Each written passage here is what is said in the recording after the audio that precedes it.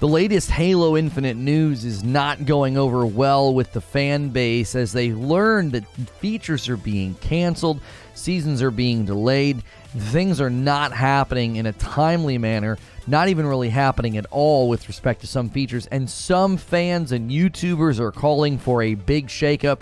Some would like the franchise taken from 343. They would like to see 343 fired. They would like to see some of the leadership fired. We don't really call for firing here, but we are going to entertain the idea, is it time for a pretty big shakeup? I'm going to put all of the information right here at the beginning in the form of an update, so you don't have to go looking for it. If you like longer form content or live streams, be sure to hit subscribe and the bell button so that way you don't miss the live discussions about things like this. This is a Reforge update. The latest Halo Infinite news is not going over very well with the fan base as 343 announces its winter update takes to YouTube to do a dev video. Many are calling for 343 to be removed from the project, or at the very least for leadership to have a significant shakeup due to the poor quality of the game and now poor timing of promised features or the removal of those features altogether. If you like these quick updates, hit subscribe and the bell button and head over to Reforge Gaming where I stream live. So I'm going to tell you about the Forge beta, the co-op campaign split screen, as well as the delayed season, what exactly is going on. You may have already heard this news, but we wanted to address it in the context of people asking for a huge shakeup with who is handling the project. According to IGN, and a new update, developer 343 announced details of its winter update coming on November the 8th, which comes alongside other long-awaited modes. Now remember, Forge still is not in the game. People have managed to get into it and have messed around with it. There's some pretty impressive videos out there, but when it comes, it will just be a beta even after all this time. Forge mode will allow Halo Infinite fans to essentially create their own content, building new maps with a sophisticated editor and sharing them among the community. Arriving as a beta, we are still not totally sure on included features, so keep in mind they are not actually even giving you a fully fledged out Forge. They're giving you a Forge beta. As it's taken this long to even arrive, many fans are not that impressed by this, even though it has been a long-awaited feature. 343 Industries will also be including 2 new maps, 2 multiplayer maps on November the 8th to showcase exactly what Forge can do, as they were made entirely in the Forge mode. And then co-op campaign will finally be here, kind of. The winter update also sees the full version of online campaign co-op finally rolling out to all players, allowing you to team up with your buddies and tackle Halo Infinite's campaign together. However, there's bad news for fans of couch co-op. I'm one of those people. I love playing split screen. The local split screen co-op mode has now been canceled. It's a blow to those who have been waiting since launch for the old school feature, but it's seemingly a matter of priority. So what did 343 say? This is a long-awaited feature. This is one that sort of is part and parcel to the Halo franchise, and here's what they had to say. In order to improve and accelerate ongoing live service development and to better address player feedback and quality of life updates, we have reallocated studio resources and are no longer working on local campaign split screen co-op. Now, I don't exactly know why they had that many people working on this. Why would you need to reallocate people working on split screen? Was it that challenging to do? Is it an engine problem? Is it a console problem? I don't think the Series X would struggle with split screen, but it is possible the Xbox One X and the Xbox Series S, since they have very similar parity of performance with Halo Infinite, maybe they were struggling to get the processing power to do split screen. We don't actually know. Then Season 3, Echoes Within, got delayed. You're not going to see that in the winter update. It won't land until March 7th, making the current season around 10 months, just shy of a year, which is a very, very long time for a season to be stretched out. The only good news about this is that the new seasonal format is going to be roughly 3.5 months long. It's going to run beginning of March to end of June, so it's not quite exactly 3 months. You don't go from like beginning of March the 7th to the beginning of June. It goes until June 27th, which makes it just shy of 4 months. So many are calling for a huge shakeup. They would like 343 to be removed. They want leadership removed. What do you think about this? Is this time for significant change, or is this the long-awaited sort of distance that they would need to really reset this game and give it that reset button press? Let me know what you think in the comments below. Head over to Reforge Gaming, where I stream live, and as always, I'll see you in the next video. And I'll see the rest of you right now. Good morning, good afternoon, and good evening. This one, we are a little late to this. This all developed last week, but we wanted to visit it. We've covered Halo quite a bit. And apparently people have glitched and showed how split screen works. So, guys, go through the morning ritual. I was really scared to cover Halo because I feel like everybody's just going to be depressed and not want to talk about it because they're just sort of done. And I started seeing people covering it, and they were talking about 343. They were talking about removing 343. And these people were getting spicy response, lots of interaction. So I thought, okay, that's how we're going to frame this. The community is asking for 343 to be fired, essentially, removed from Halo Infinite, and I want to know what you guys think. Help us get to a good place. Help us get to that 100 likes on the video. Make sure you are on live chat. If you're on top chat, you won't be able to see what everybody's saying. I'll post my comment in the Discord, not enough space in YouTube. Okay, Hilly. Yeah, Hilly is one of the people that are very, very disappointed with how things have turned out. Activision was the contract holder at the time. Doesn't mean that the core reason wasn't problems with the core team in the future planning. Which are you talking about? Has anyone in chat used split screen in the 2020s? What do you mean? I use split screen all the time. I love playing local co-op games. You know what's funny though, Hopping Rabbit? I got a second PS5 because I got tired of games being like, oh, we have online co-op, but no split screen. And you know what? I was like, okay, I'm fine with that. I accept the fact that many new games have too much going on. There's too much processing. There's too many graphics. There's too many new things they're trying to do. And so they're like, we can't do split screen. Yo, Risic hitting a 13-month milestone, and it's a tier 3. Let's go. Just got my milestone. It's Lono also for putting out great content today. Thank you, Risic. I appreciate that. There was also Ant renewed their membership, and Dan McGann renewed their membership, and he did a tier 2. Guys, thank you for renewing those memberships. We need 100 likes right now. This video is gonna do well today, I think. I think there's a lot of people that are anxious and angry about this situation. Let's get them in here, though. Let's get those likes up. Split screen is dated, but Take-Two wins Game of the Year. Right. Exactly. Good morning. Please read. I used to always tell dad jokes in the shower. I finally quit after dad screamed at me. For blank's sake, leave me alone when I'm in the shower. That's pretty good. Returnal's presentation from GDC on its VFX and particle work is really cool. I enjoy the bonus it has, once again confirming the PC version debug readout. Link to the presentation. Yes, it's coming, Wheeze. It's coming.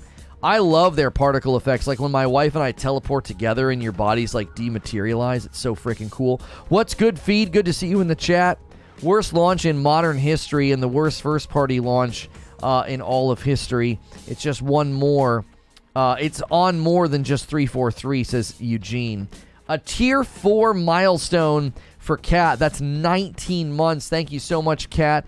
Guys, we need 8 more likes for the first 100 likes. There's over 200 of you here. I really, really need y'all to start doing that. We have been slacking on the likes, and YouTube looks at that and says, what's going on over there? Why aren't they hitting that like button? Go through that ritual. You come in, you click the like, and then feel free to lurk or chat. While I'm all for people speaking out and calling for accountability, says Ghost in the Garage Gaming, it falls on deaf ears when they've already got your money, i.e. Game Pass. I don't think this falls on deaf ears because, listen, if you want Halo Infinite to survive, the Halo Infinite store is where they make their money. And there ain't no way you're making money if the community is basically like, screw your game, screw your 10-month-long season, get 343 off this thing, get them off this property. You're not going to be making any money, okay? They don't already have our money. If you think that the people that are already on Game Pass are subsidizing Halo Infinite, I got bad news for you. They're not. Halo Infinite needs to generate its own healthy ecosystem of revenue. It had nothing to do with the frickin' Game Pass subscription subscriptions that people are paying. This is one of the issues that Microsoft has to consider, because if you're going to make a game like this, throw it on Game Pass, make the multiplayer free, and you're going to subsidize it with microtransactions, well, you ain't going to make any money if people walk away from your game. You're not going to make any money if your Steam charts show less than 10,000 people playing at a given time. This kind of stuff doesn't stop people from buying Halo. It stops them from buying an Xbox or Game Pass. Or it just stops them from engaging, playing. It stops them from buying things in the store. This hurts at every level. Halo Infinite is free, nothing to do with Game Pass. Yeah, the multiplayer especially, Dan Zatastic, that's exactly right. The only thing you need Game Pass for is the campaign. That's not attached to what we're even really discussing. Fundamentally, what we're discussing is, should 343 be fired from the project? Like, is it time for Microsoft to just hand the IP of Halo to somebody else? It's absolutely baffling that they are unable to make 3-month seasons and battle passes full of stuff that people will want to buy. Seems like they just don't like money. Okay, so I watched a number of videos on this. I watched Maddie Plays. I watched a handful of people. There was that guy whose channel is pretty small, and his video has tons of views on it. Absolutely tons of views. What's the name of the video? It's like 343 has to go, or 343 needs to go, I think is the name of his video. And his video, he's got like a small channel, right? Yeah, 343 needs to go. Casanova Creed. He doesn't even have 1,000 subscribers. He has 561 subscribers. His video has received 75,000 views, right? Look at this guy. Look at this guy's video. Oh, that's the wrong cap card. Hang on. There we go. Look at this guy's video up here. Look at it. This guy up here. He doesn't even have 1,000 subscribers. People are clicking on this video. His like ratio is good. He's not bad. He sits there and he just expresses his opinion. I don't want to react to it here because he swears a lot. He is very irritated, as are many people. Him and other people are basically like, listen, man, the time's up. You're all out of time, 343. You gotta go. You're not doing it. You haven't given us anything good yet. You got Ordinary Gamers saying Halo is dead. You got Halo Forever saying 343 confirms our worst nightmares. I'm speechless. You got Mint Blitz. 343 needs to hear this. He's calling them out. Sean W. Halo Infinite is dead and people want to fire 343. Sean W. with the same take as me yesterday. He's looking at all the videos that people are putting up, whether it's Maddie Plays, Review Tech USA. You got frickin' Some Ordinary Gamers. Everybody's saying the same thing. They want them off this project. It's time for a change. Spartan Hexus with a 5 spot. If it comes to the point that 343 is fired, I hope they at least keep the people working on Master Chief Collection. They do good work and do not deserve to sink. Yeah. Well, but how long can you really keep that afloat? What's the Master Chief Collection even doing for you at this point? Right? Eventually, you gotta think. That the Master Chief Collection's not going to carry the franchise any further.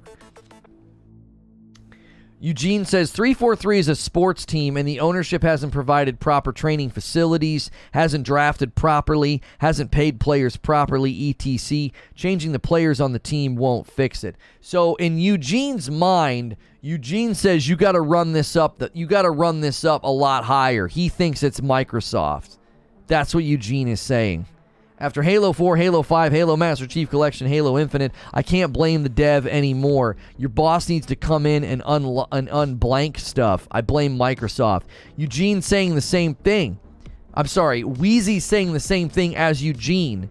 They're saying, listen, you guys have messed this up time and time again. Microsoft needs to step in and say, what is going on? What's the deal here? Now, it's hard not to blame Microsoft when you look at the contractual situation. When you look at the contractual situation and you see that Microsoft put these guys into a scenario where they were dealing with 18-month contractual attrition for Halo Infinite. You have people that worked at the company that were like, we were constantly losing people. You do have to start to look at Microsoft and say, man, maybe you guys set these guys up to fail. Right? Maybe you guys set them up to fail. But then I start to wonder, it's primarily just multiplayer. They're not building an open world MMO. They're building an arena multiplayer shooter with a battle pass. Is that really that hard to do? Is that really on Microsoft? Like, I'm not saying Microsoft's not part of the equation here, because I certainly think they're part of the equation. I think Microsoft is actually showing that companies are struggling to flourish under their ownership, okay? I actually think we could make a case for that.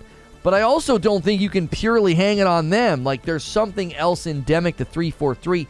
This is an arena shooter where you need a battle pass, a heavy rotation of events and maps and modes. Like, is it that hard to do that? Is that beyond the scope? You need 10 months on the current season? In any other industry, if your team kept failing over and over, you start looking at the higher ups. That's why CEOs get fired and replaced, says Wheezy. Problem is, Halo is too long in the tooth. Too many expectations and a team not capable of handling this. Shut it all down, including the IP. It's not Microsoft. It's definitely 343, says Distorted. None of the other first-party studios are flopping this hard. What are they putting out? What do you mean? Like, what do you mean? Oh, my Steam Deck isn't working. That's weird. Well, that thing, hang on a minute. I cleaned this last night. We glitched this thing out. Did we glitch this thing out? That button works. Oh, but they won't untoggle. Oh, man. Well, my bottom row is working, but my middle row ain't. My middle row ain't working. Hang on a second. Let's see if we can move them down. Yeah, it doesn't want to mute the mic. It doesn't want to mute the mic. It's like it doesn't understand. Hang on. I can't. All right, let me delete it. Let me delete that. It won't let me delete it. There we go. I deleted it. East Coast Overlord with a $5 tip.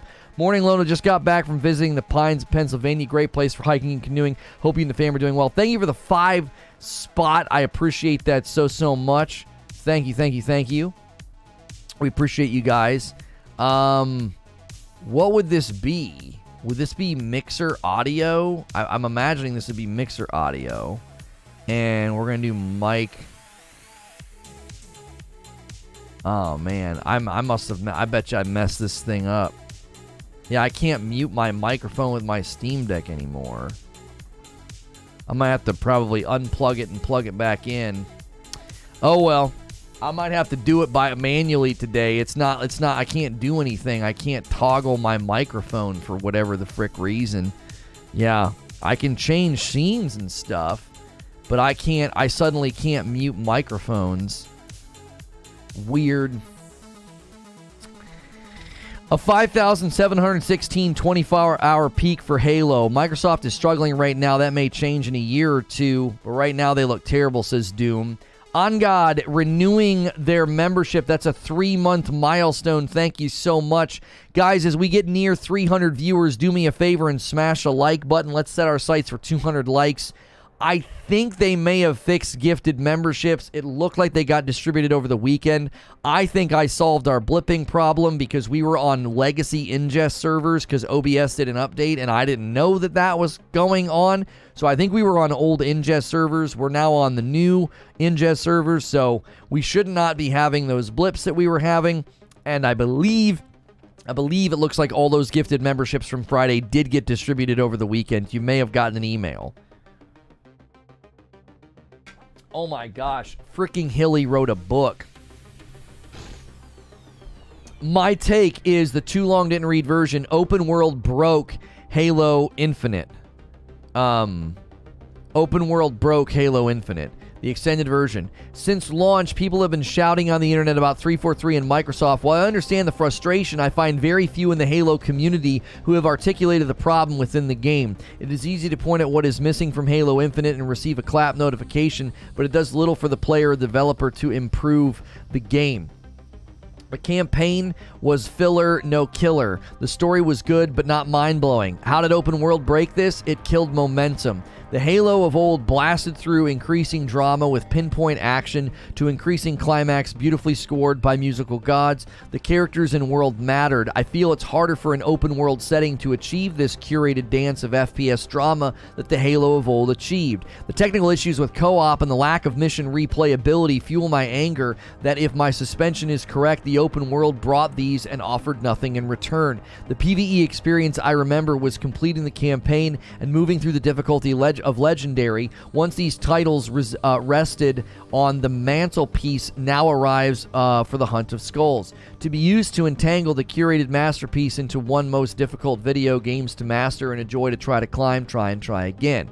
So Hilly is basically saying that they gutted the identity of the game for open world and they got nothing in return, right? They got nothing in return. It didn't do enough to enhance the campaign gameplay. It didn't do enough to enhance people's experiences. All it did was take. It glitched out co-op. It diluted the experience. You can't do campaign mission replayability. You can't up that difficulty and feel that sense of achievement. I mean, you can, but it's not what it once was. They gave more than they got. They gave more than they got. From Hilly, I actually think that this is correct. He expands even more here. He says, the Halo open world idea separates the multiplayer by default. The multiplayer modes, I don't see how they can link this to the open world in any suitable way. Hopefully better minds will. The Spartan you invest in lives in a playlist in literally a different world where your PvE investment doesn't connect and it feels like an estranged marriage. The Halo of old multiplayer exploded because of Forge. However, it rested on the shoulders of game modes and matchmaking. In an age when this wasn't common and seamless, the game has gone backwards. I couldn't talk about multiplayer without mentioning melee desync. If you can't fix that, shut the game down. In my mind, they need to link multiplayer with the story missions. They didn't evolve the multiplayer, they went backwards. Nobody has an invested story in their Spartan when battling real players in a map you selected and a skin you earned gouged from some crazy PvE challenge. So, again, I think he's making a good case that open world created a disjointed feeling in the game. It doesn't feel like a tight arena shooter anymore. It feels like this bizarre amalgamation of features and open world and different things for your campaign. And then you go and play campaign and it feels like this disconnected thing. Did they really get fired? No, the thumbnail says that the fans are mad. They want them to be fired. That's what the fans want. The problem, says Wheezy, I've seen with the Halo open world is, I'm probably repeating Hilly, it feels like fluff and no substance. What did the open world really bring? What benefits did it bring outside of turning it into an Assassin's Creed map with towers and mundane fetch quests? That's what Hilly is saying. Hilly is saying that you lose that momentum building, you lose that mission replayability, you lose that intensity, and seemingly it was the big conundrum and blockade for co-op. So they lose fundamental identity markers of Halo, and what do they get in turn? A bland open world with no substance. Distorted says, I think it's honestly just poor decision making at 343 creatively. They start making these games years before they release. What people expect and want change during that period of time, and they misjudge what people would want and what they could get away with. Well, and remember, my very, very early on Halo Infinite rant, when I went on that rant, my primary concern from the beginning was 343 doesn't even know what game they want to build. They don't. It was like, well, we tried threat detector, people didn't like it, so we're going to go to traditional radar, or whatever that mess was. Then they announced that the Battle Pass would be challenge-based, and people got really angry. Then the game launches, and it's missing playlists that people love and are accustomed to, whether it's SWAT or Team Slayer. Big Team Battle doesn't work for like 3 months. And it's like, what on earth? As I said many months ago, many moons ago, before this game even came out, do you guys even know what game you want to build? And then, at the beginning of the current season that we're in, they get rid of a bunch of jumps and a bunch of shortcuts and mantles that people found, and within weeks they roll it all back. because people got really irritated. It's like, you don't even seem to be owning the identity of the game that you tried to carve out because you made a change, and as soon as people complained, you walked the change back. That either means you have zero balls and you don't care to like really forge your own path, or you don't know what you're doing. You're just like, oh yeah, we did this thing, people didn't like it, roll it back. You should have known people weren't going to like it. You didn't know that people weren't going to like that? A $10 tip from YouTube Lurker. As a PlayStation fan, I want to find an Xbox homie and give them a hug. Son, it's okay to cry. You bought an Xbox. You did nothing wrong. I have no idea why 343 hates you. Thank you for the $10 tip. Guys, let's test out gifted members. Let's see if it's working again. I see a lot of great names in chat. If you come here often and you enjoy my content, we're really asking people if they can. If you can do the $5 a month, man, you jump in and get committed, become a part of this community. We got a Discord only, a members only Discord. We do members only content every single day, as well as on Friday nights. You can go back and watch the VODs if you feel like you missed out on a stream with my wife or something. They're hilarious. A 2-month milestone for TJ Rage. They got the nerve to start a new mission between Call of Duty and God of War. Like, bruh, take a seat. Right, TJ? Why don't y'all just take a seat and come back when you got something worth talking about? Love your format and content, thank you. Weird for me to say this, but why didn't the Halo gods just kind of copy Call of Duty and make a short, tight campaign and some serviceable deathmatch? Do it once a year or two, wash, rinse, repeat. That's what I was saying a little bit ago. You want to blame Microsoft, but this is literally an arena multiplayer game. Is it that hard to sustain and build and iterate on it? Ratchet gifted 1 and YouTube Lurker gifted 5. Guys, if you can hear my voice and you don't have a membership, click in chat to grab those gifted members. Allow gifteds. You might have to click on the join button or the $sign, go into your gifted settings. You do that by hitting the 3 dots once you're in the join menu, and see if you can't toggle it. This has been a problem since like a week and a half ago, that gifted memberships do not get grabbed, and we're trying to see if it's been fixed. Infinite peaks at like 5,000 players on Steam. Pretty sure many complain without playing. I didn't play since February, says Spartan.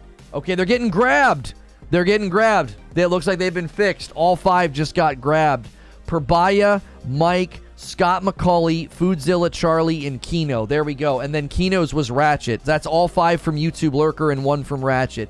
Hopefully that's the end of them not getting grabbed. That didn't take very long, and they got grabbed all in one batch. That's what we want to see. Welcome to Reforge Gaming as a member. Be sure to get in the Discord so you don't miss my content. Guys, we're going to get close to 400 viewers, and we don't have 200 likes yet. Let's fix that. Let us fix that. If you didn't get a YouTube, if you didn't get a membership here to Reforge Gaming, it's $5 a month. You know, drop it on the channel. It's a month of extra content. My fear, says Hilly, is now that the open world is a mistake, they can't walk back from it. Why they didn't build 10 awesome missions with the story and then just keep adding new skulls and new guns at a mission 12 or something, have your multiplayer Spartan take over, is beyond me. I still think you're going to start to play the missions and the PvE expansions as your Spartan, Hilly. I still think you're going to do that. Joseph Staten all but said that.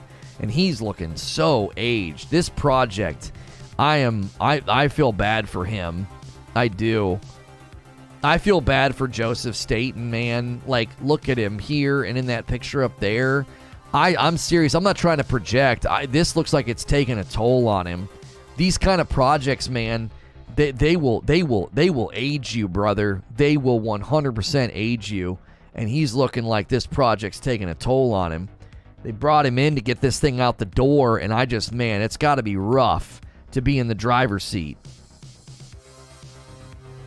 If it was just problems with multiplayer seasons etc, says Eugene, it would be one thing, but it's the whole game. Constant delays throughout the entire game, canceled or missing features in the whole game. Why would Bungie want to help with a competing game? Bungie ain't going to do anything with this title. Bet. I'm a firm believer, says Wheezy, if you're going to make an open world, you got to make it interesting, otherwise keep it linear. Like Guardians of the Galaxy game is an open world, it's very linear, but the set pieces are all interesting because they're all focused. Yes. Yeah. There hasn't been a good Halo since Bungie worked on it. It's sad. Used to be my favorite game. They have to take 291 days to bring match XP, a day one piece of feedback, says Hilly. Not expecting to rock my Spartan in PvE before 2025. So Hilly's counting the days here. He's like, man, 291 days to give us XP on a match. That was day one feedback. You know what's sad about that, Hilly? That wasn't day one feedback. That was feedback a month before the game came out. A month before the game came out, they knew that. Now, that doesn't mean that they could get that out the door in a month, but they knew this even before the game launched. It wasn't like, oh my gosh, we launched the game. What an alarming surprise and turn of events. No, you knew this before the game was even out. Arguably, you knew this from Titanfall. 343, hey! Hello? What's going on? Are they letting you outside? Are you allowed on the internet? Blink twice if you're being held hostage in a dark room. Like, we knew this from Titanfall! We knew this! I can't believe it! I can't believe it! And it's been 291 days. What's happening? Guys, I got an idea. What's that? Let's do a battle pass that you only move by completing challenges. Why? They did that in Titanfall for the prestige system, and everybody hated it. They got rid of it in the next game. What are you talking about? Challenges are supposed to be additive, not a requirement. Your wife's going to come down. My family's in town. They're probably like, what's going on down there? Yo, Tame Cyber hitting a 9-month milestone and a tier 2. We need like 25 more people to convert up to tier 2. It counts. It counts, and I'll do new content for you. Tame says, I agree with you, but players are also to blame for constantly screaming at 343 to change the game. Still to blame, but people are, in a way, kind of made the game in front of them, not hating, by the way. How on earth is any of this on the players? Tame, what fever dream did you just walk out of? What? What are you talking about? How in the world is any of this on the players? The players patiently provided feedback during the early flights, making it crystal clear. We know what we want. You don't seem to know what you want, 343. What are you talking about? No, Tame. Thank you for renewing your membership and being a tier 2 member, but no, I do not agree. None of this gets laid at the foot of the players. The players patiently tried to help. I haven't even played Halo since Reach, says Creature. I think even if Microsoft structure plays a role, it's time 343 was given a new task to work on. I'd say bust them all the way down to the bottom. Let them earn the right to make games again. Let them go play support role to another IP. But the blame can't fall on Microsoft because they've been struggling since way before the troubles Microsoft having in the last 2 years. It's time for 343 to be replaced. So Creature's actually saying this is not on Microsoft, this is on 343. This is a worse launch than Cyberpunk. This is the worst first-party launch in all history, but it's on the players. I don't agree with this is a worse launch than Cyberpunk. Because the campaign worked, Eugene. You can actually play this game on an Xbox One X, Eugene. You can play the campaign beginning to end. I don't think I agree with that hyperbole. Cyberpunk barely ran on old consoles. Sony ripped it from its storefront. It was way more buggy, way more glitchy. I think we need to maybe slow down just a tad. We need to slow down just a tad with the hyperbolic doomsaying. This was not as bad as Cyberpunk. Cyberpunk on console was a dadgum embarrassment. Cyberpunk fixed itself. Okay, well then make that argument. Don't say it's a worse launch. Cyberpunk's launch was just detrimental to the company's stock value. My gosh, it was an embarrassment. Yes, you want to talk about like okay, Cyberpunk fixed itself and this game is failing to fix itself. That we could talk about that. You want to compare launches. I don't think this game comes close to the train wreck of Cyberpunk's launch.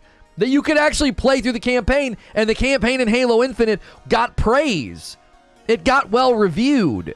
I don't think all that was paid for. I actually think it's a decent campaign. I think they played sleight of hand, so none of the Metacritic scores talk about the abysmal state of multiplayer. Mike says, the only thing I'll put on Microsoft is they rushed it out to support their plastic box sales.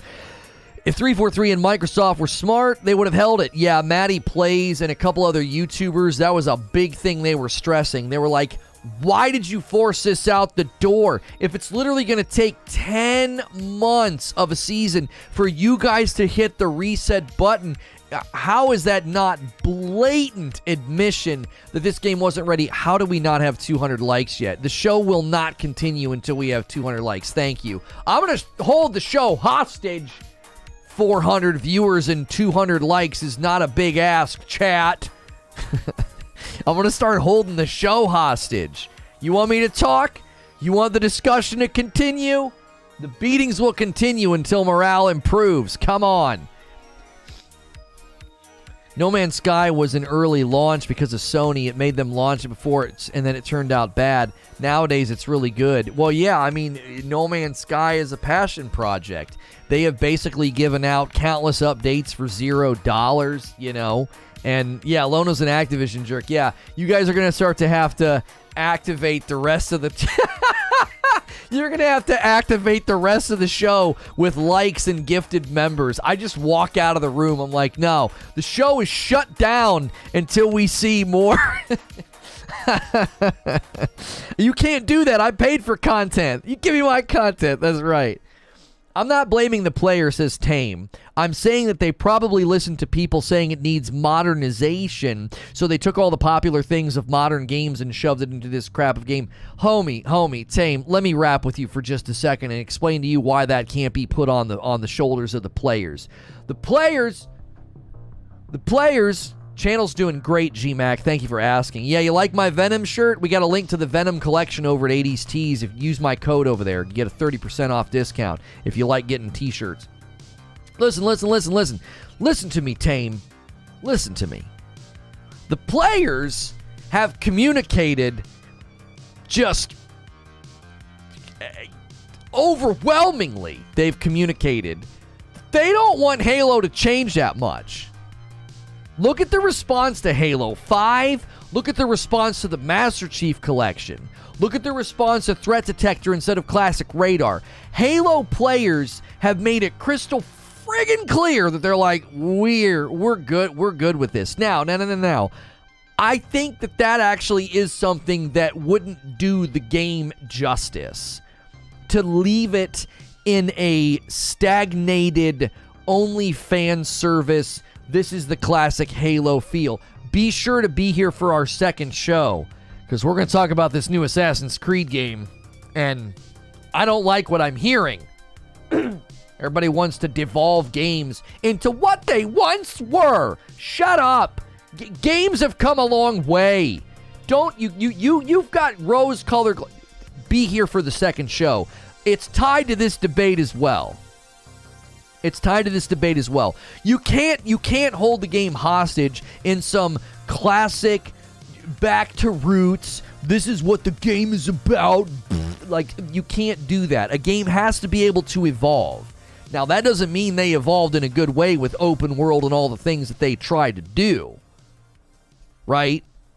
Can't fault the players for wanting a good game, says Distorted. They aren't even asking for much. They're asking for tiny changes that make their experience better and to add features to the games that were already promised, right? It's really the players' fault. Why? Well, they asked for campaign co-op and Forge. The audacity! That's pretty moderate. It's pretty moderate, you know what I mean? It's like they're walking over with their bowl, of food, and the bowl's half empty, and they're like, please, sir, can I have some more? And they're like, and they just smack the bowl out of their hand. How dare you ask for more? It's game comes out half-baked. And they're like, can you put this back in the oven? It's a little doughy. How dare you? I'm not saying it's on your shoulders. I'm saying they took "we need changes" to literal without listening to anyone. Yeah, Tame, I think you're arguing against what it sounded like you were originally saying. Players made requests and 343 misfired at every level.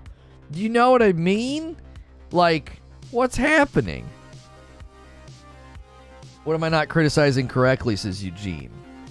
Are they just asking for things that are expected to be in the game, says Robert. Players give all kinds of feedback. It's up to the devs on what to take from that feedback.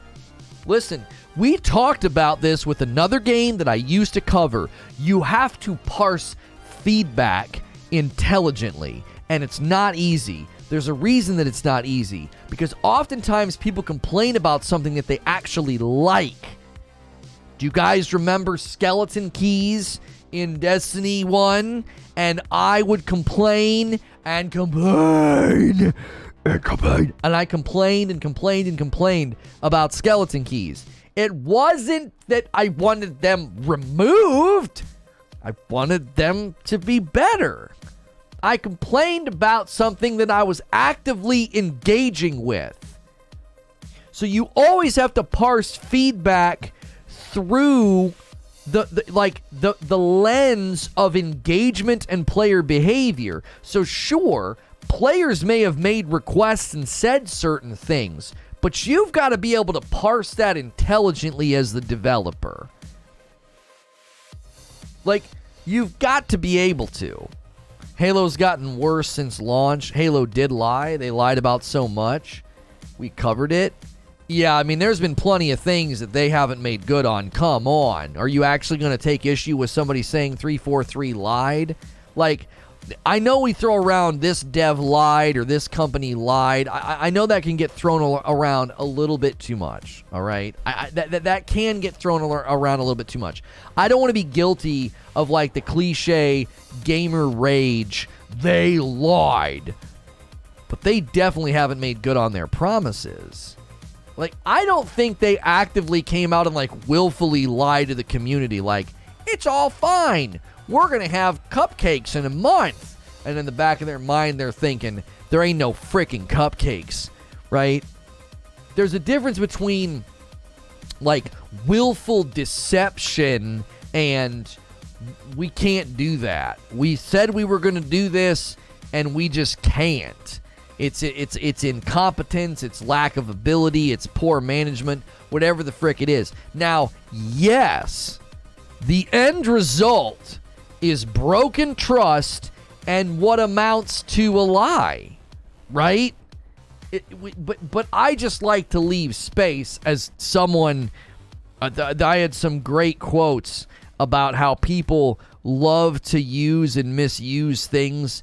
Great quotes about people. What they'll do is a little fault is made much of. A slip of the tongue, a mistake is a crime, and if a word can bear two meanings, the worse is always fathered upon. Sort of like this guy was outlining. This is a long time ago, right?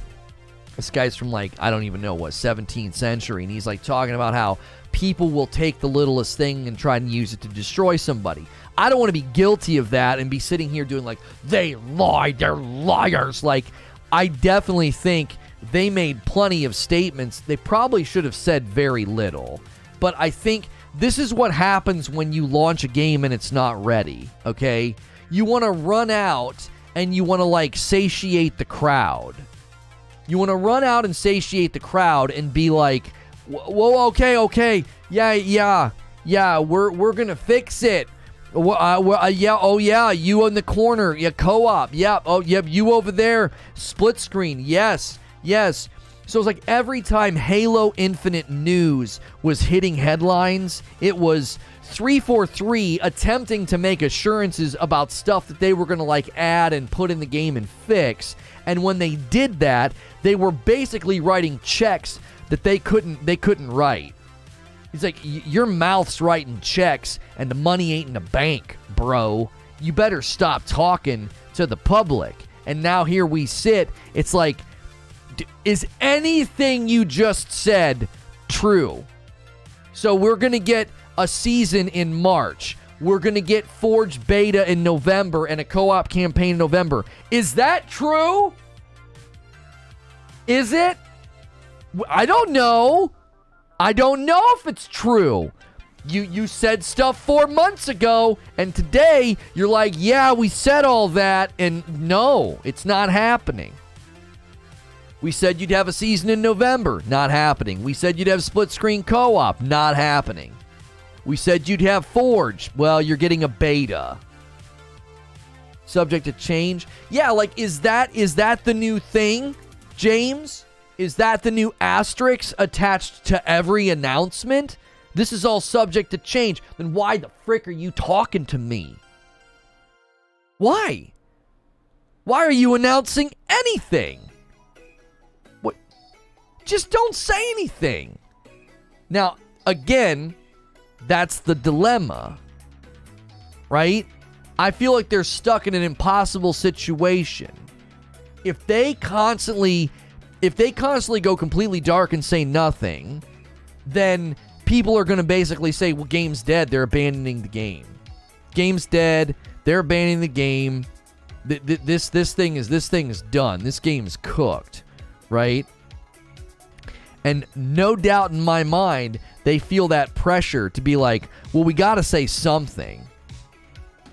We have to say something. We can't be quiet. We got to give people assurances. We got to foster that consumer confidence, right? Well, that's just as dangerous as not saying anything. They're choosing between two really, really crappy options. We say literally nothing for, 9 or 10 months, or we go out and try and make assurances, try and win back some goodwill and some confidence. But in the process, you just end up frustrating people because you say stuff that you can't make good on. $10 says we get a cookbook volume 2 early next year. Yeah, when's the next cookbook coming out? That's the real question. At this point, I don't think Cyberpunk was worse. Halo has actively gotten worse. Cyberpunk has fixed itself. Yeah, I don't know. I don't think Cyberpunk's fixed itself. I still think Cyberpunk is a mediocre piece of underbaked food that I have no interest in eating, right? Cyberpunk feels like leftovers from your favorite restaurant that, like, well, if you put it in a microwave and heat it up, it'll be okay. No thanks. No thanks, right? I get what you're saying, though. You're saying they've at least fixed the fundamental problems, right? I'm hearing all of these, what happens and why happens, what's the solution? Well, the reason that people are saying Halo Infinite is so bad, it's 343 needs to go, is what people are saying. The reason people are saying 343 needs to go, it's because, listen, I'm be honest, I am not in favor of, like, fire this person and fire that person and fire everyone. Like, that gamer rage is mindless and unhelpful. But I do wonder, it's like, what other conclusion are we supposed to come to? We've waited, and we've waited, and we've listened, and we provided feedback, and we've watched your videos, we've watched your updates, we've waited, and we've waited, and we've waited. And now we've arrived at the point, it's like, maybe it's time for you to walk away. Maybe it's time for another studio to step in. It just feels logical at this point. It doesn't even feel hate-riddled. I'm sure some of it's hate-riddled. A $5 tip from Knight. Firing 343 isn't going to help anything. If 343 is fired, it'd take a new team to figure out Halo. I'm not saying 343 is innocent, though. That's the other rock in a hard place that we're stuck in. It's like, maybe this should get handed to another dev. But you talk about a huge setback. You see? It's like the sunk cost fallacy. Well, let's just keep going. Let's just keep going with these guys because they know they know the product and they have the teams and they have the development funnels and they have the bandwidth. So let's just keep going. If we suddenly hand Halo Infinite to another developer, it's going to be another huge setback. I agree, reassign them, don't fire them, but that's people's solutions. I want to hear your solution. My solution. Okay, here's my solution. This is multi-leveled. Number one, you have to leave Joseph Staten in place. And you have to restructure all leadership around him. He needs to be at the center of this. I firmly believe it.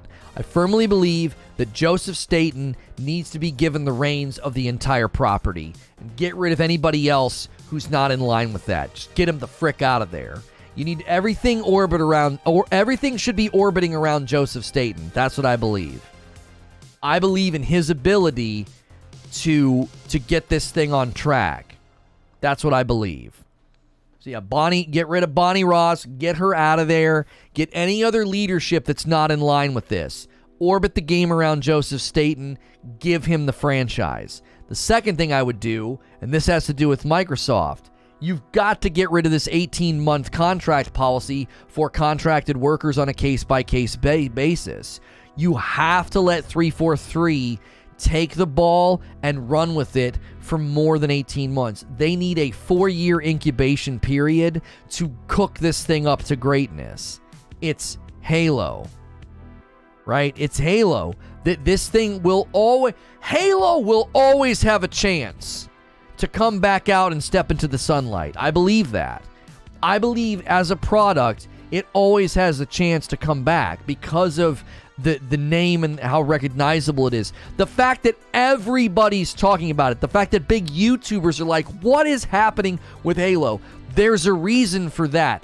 Halo it's like Microsoft's Mario, man. Like, I'm telling you, it always has the potential to have its day in the sun.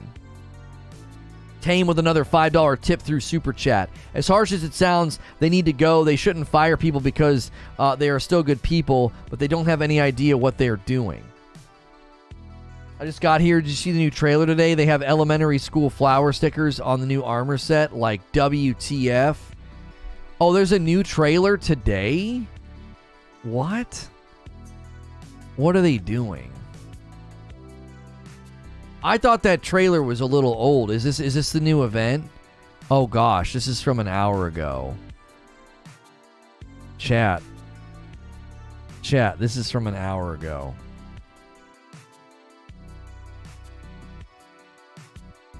What's happening here?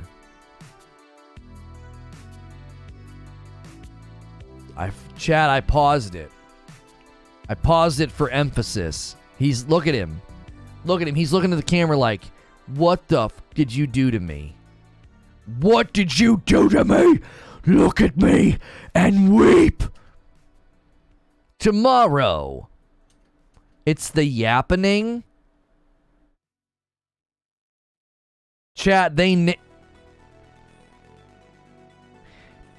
named their event the yappening.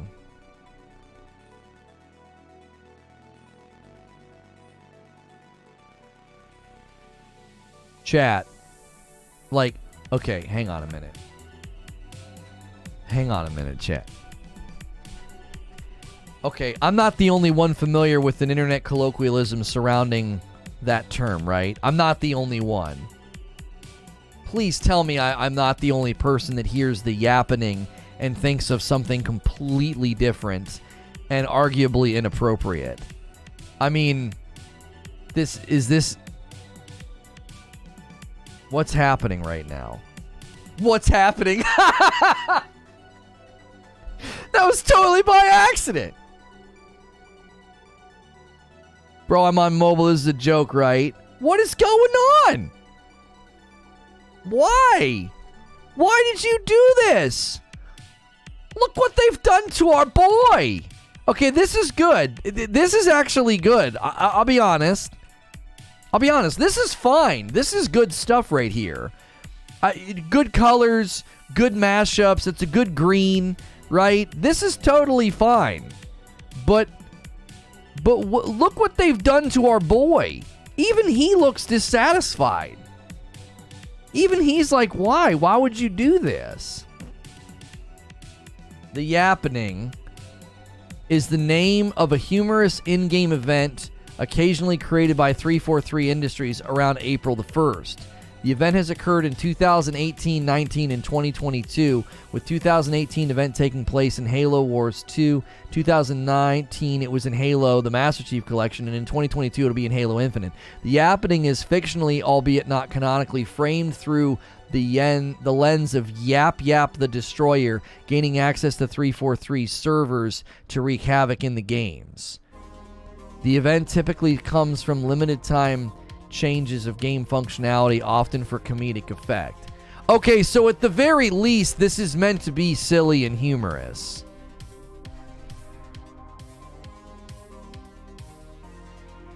It's meant to be silly or humorous. It's meant to be silly or humorous. Tame with another $5 tip through Super Chat. I just want to be clear what I said earlier. I'm not in disagreement. I'm just trying to see every side of it. P.S. Where's the Fortnite announcement? Shush. We don't talk about that game here. No split screen, but we get yellow flowers. When Fortnite is your inspiration, you put middle school flowers on a Spartan and you call your event the Yappening. Yap the Destroyer. Chat. We have so many people here. If you're enjoying the content, man, smash that like button. Let's shoot for 300 likes before we get through the first hour of the content. We only need about 40 more likes. If you're enjoying my content, also be sure to hit subscribe. You're watching Reforge Gaming. I am a safe for work broadcaster. We cover Halo from time to time. We actually took quite a big break from Halo because I just didn't see good response from it. People were so unenthused, but I thought, this is big, right? This is big. Yo, I hope this dark roast I ordered is good. You ordered some? Yo, my man Teddy coming in with a bag of dark roast. Our first coffee order of the day. Thank you so much, Teddy, for doing that. Guys, gifted memberships are working again. Feel free to start dropping gifted members on the chat. Let's do Operation Joystick. Let's get more joysticks in the chat. Order some coffee as well. I say balanced acidity so much, my brother made it into a meme when he was here making fun of me. Listen, if you've never tried coffee with balanced acidity, you need to try our coffee. We have a light roast and a dark roast. It's not a sponsor. I have it roasted and bagged and shipped to me, and we ship it to you. You're supporting a small business like my wife and kiddos. I know it's not dirty, creature. I said it's similar. I didn't say it was the same term. I said, does it make anybody else think of another term that's out there? I know they're different terms, for Pete's sakes.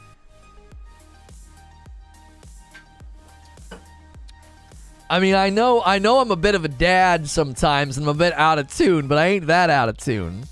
Double your dragon and balance your acidity. That's right. It's their way of punking their fans for complaining about content update all weekend. Yeah, like, the timing and the optics on this is just not what you want to see.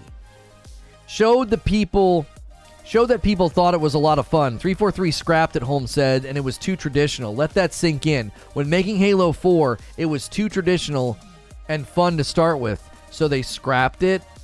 People thought it was fun, but they scrapped it as it was too traditional. Read my stuff.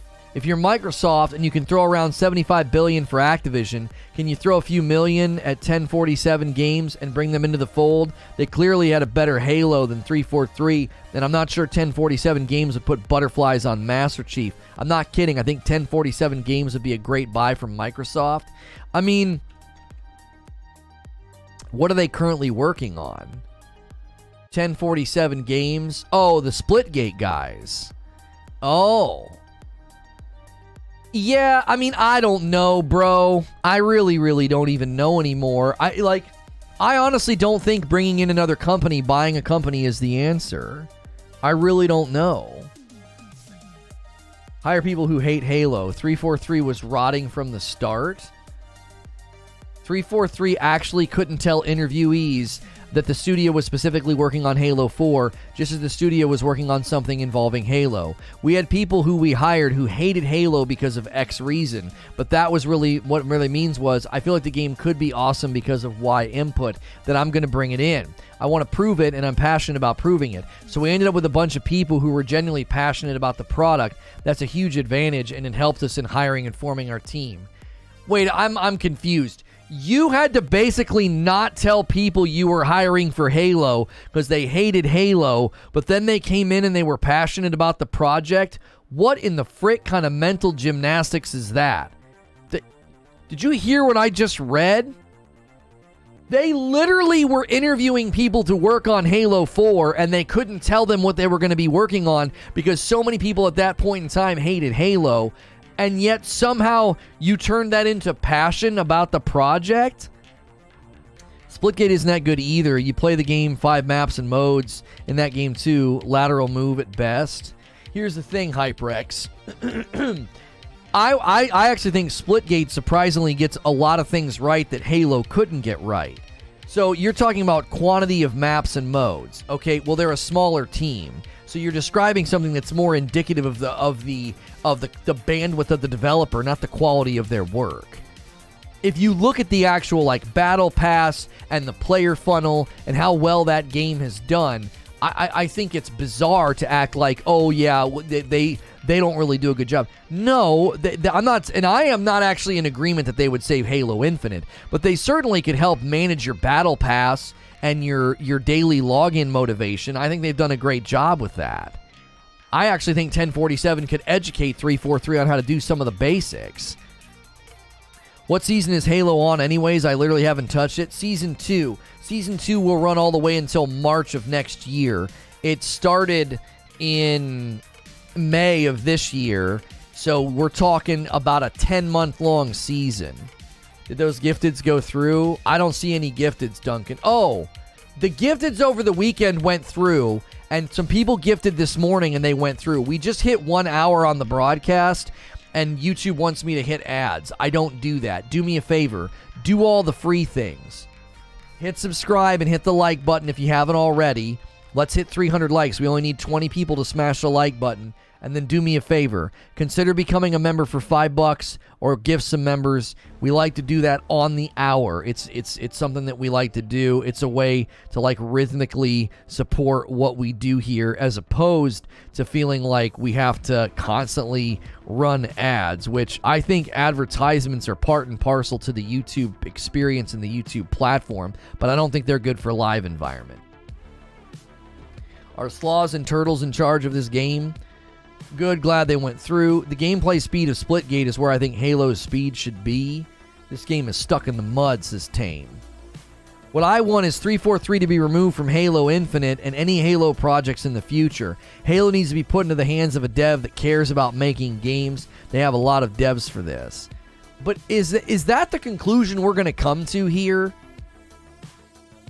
I'm doing good, Duncan. Don't disparage Sloths. Is that the conclusion that we're going to come to here, is that 343 doesn't care about the game? I don't think that's a fair assessment of what's going on. I don't think so.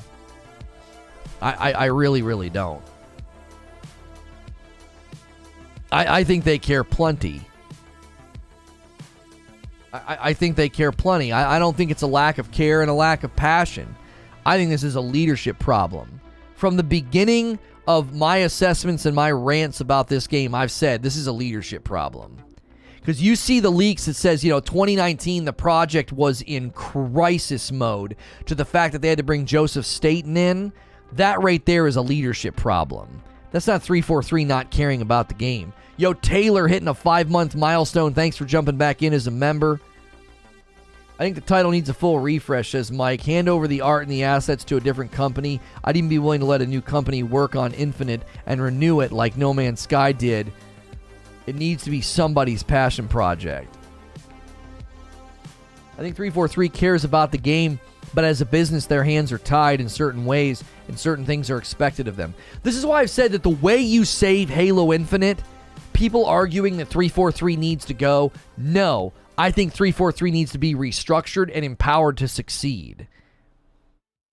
I don't think you take a company that's had their hands on Halo this long and just be like, no, let's take it from your hands. According to Sean W., Microsoft has a hiring freeze, so 343 cannot even replace the devs who are leaving.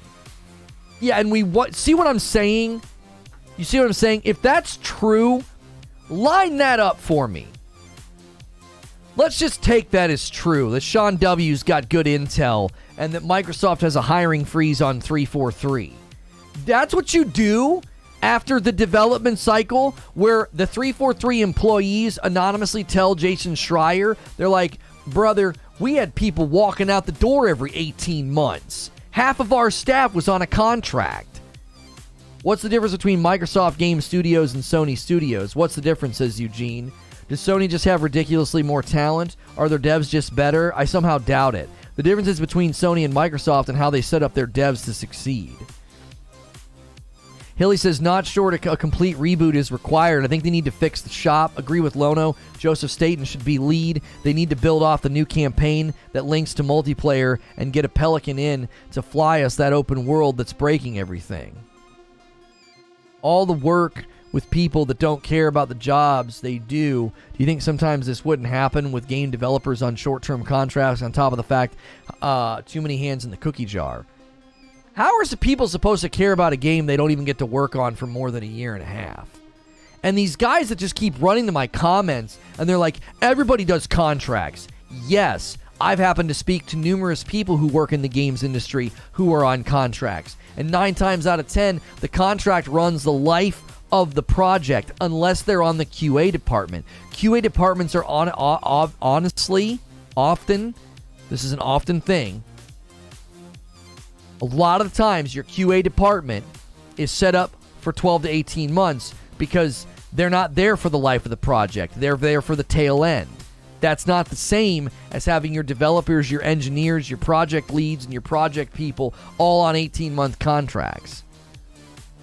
Like, you see what I'm saying? Like, oh yeah, other companies do contracts and other companies do 12 and 18-month contracts. Yeah, not as a company policy. They do it when it makes sense. You should look up how many department heads left 343 in the middle of production. It's shocking. 100% a management problem. Bonnie needs to go. Yeah, if you got department heads and project leads walking away in the middle of production, you got to question why that's happening. Are they sick of management? Are they sick of the leadership? Are they sick of constantly losing talent? You know, every 18 months you got people walking out the door. That would cause project leads and managers and people in management positions to walk away. Wolvie coming in with a 9-month milestone. Listening on the beach. Enjoy your Labor Day. 343 needs a lifeline. Money from Microsoft and proper leadership worthy of the symbol that is Master Chief. Agreed. You got to put Joseph Staten in charge of the whole dadgum franchise. You put him in charge. Orbit everything around him. Empower him to hire. Empower him to make changes and get people off 18-month contracts. Do you think the Slipspace engine is a pain to work with? I got to tell you, I got concerns about the engine. How have they not fixed Melee desync? How? Leeds leaving is what caused the mess in Destiny 1. Well, that's not what caused it. It was the result of I'm not retreading that game. Don't take me over there, please. I don't want to talk about that. And that's not an accurate timeline. Apparently the contracts thing is Microsoft policy, and yet only 343 is having so many problems. It's a leadership problem at least. Matanagi, what other first-party titles and first-party games are banging on all cylinders right now? What do you mean? All you have is Sea of Thieves putting out seasons and updates and adventures. That's all you have. Where's their big first-party presence? Where is it? That's the fundamental question. Rare makes it somewhat functional. Flight Sim makes it work. Yeah, so you got Sea of Thieves and Flight Sim. Minecraft is getting updates. Oh. Hello, Forza. Okay, I'll actually give you Forza. I will. I'll give you Forza. Forza's a feather in their cap. Forza's award-winning. Forza's a solid game.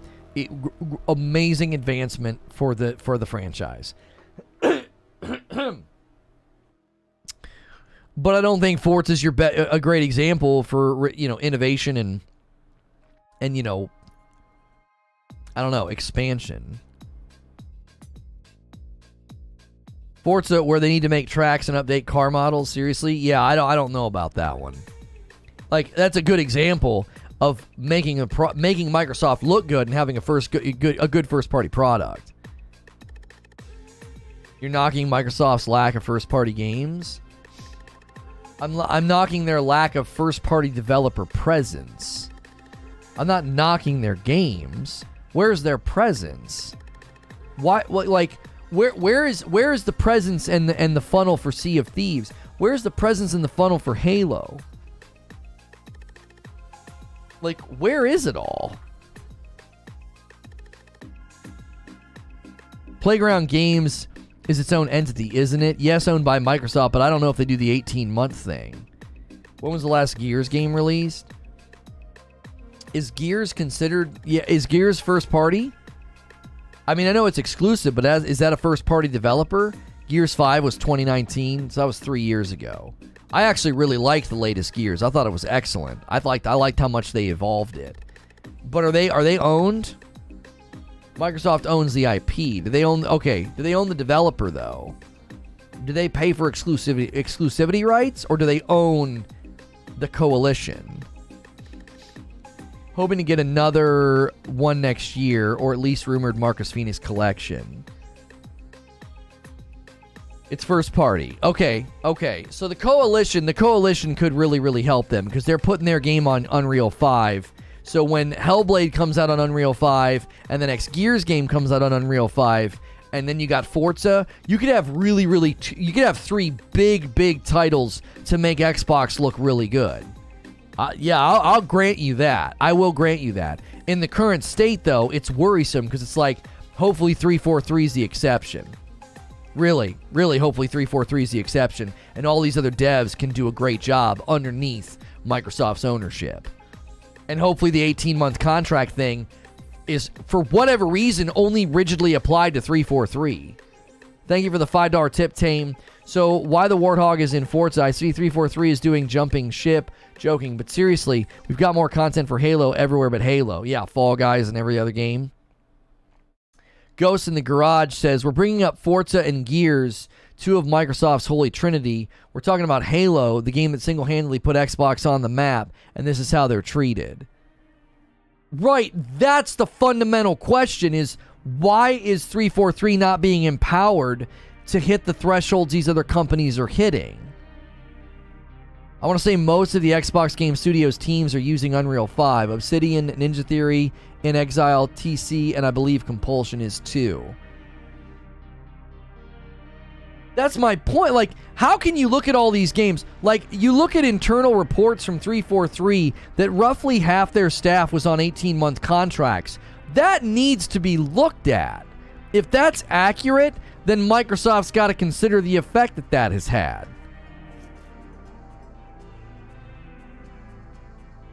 Why would people think that this Microsoft policy applies to the entire company and it somehow only impacts 343? Well, that's the question, Eugene. Is Gears 5 was fine. It launched. It launched and was good. Forza launched and was good. Now, we don't know exactly what's going on with Starfield. We have our own theories. Hellblade 2 looks like it's going to be great. I don't know. I might be being won over here, Eugene, that like either Microsoft has treated 343 differently because it's Halo, maybe they've been too hands-on, maybe they've been too involved in micromanaging and it hurt them, or there's a problem at 343 that's bigger than Microsoft's contract policy. You see what I'm saying? These other titles are doing just fine. Psychonauts was good. But was Psychonauts, is Psychonauts another owned property? Or owned developer, I mean? Bethesda didn't develop the game at Microsoft. By the time the deal was made, it was polish time. You hope so.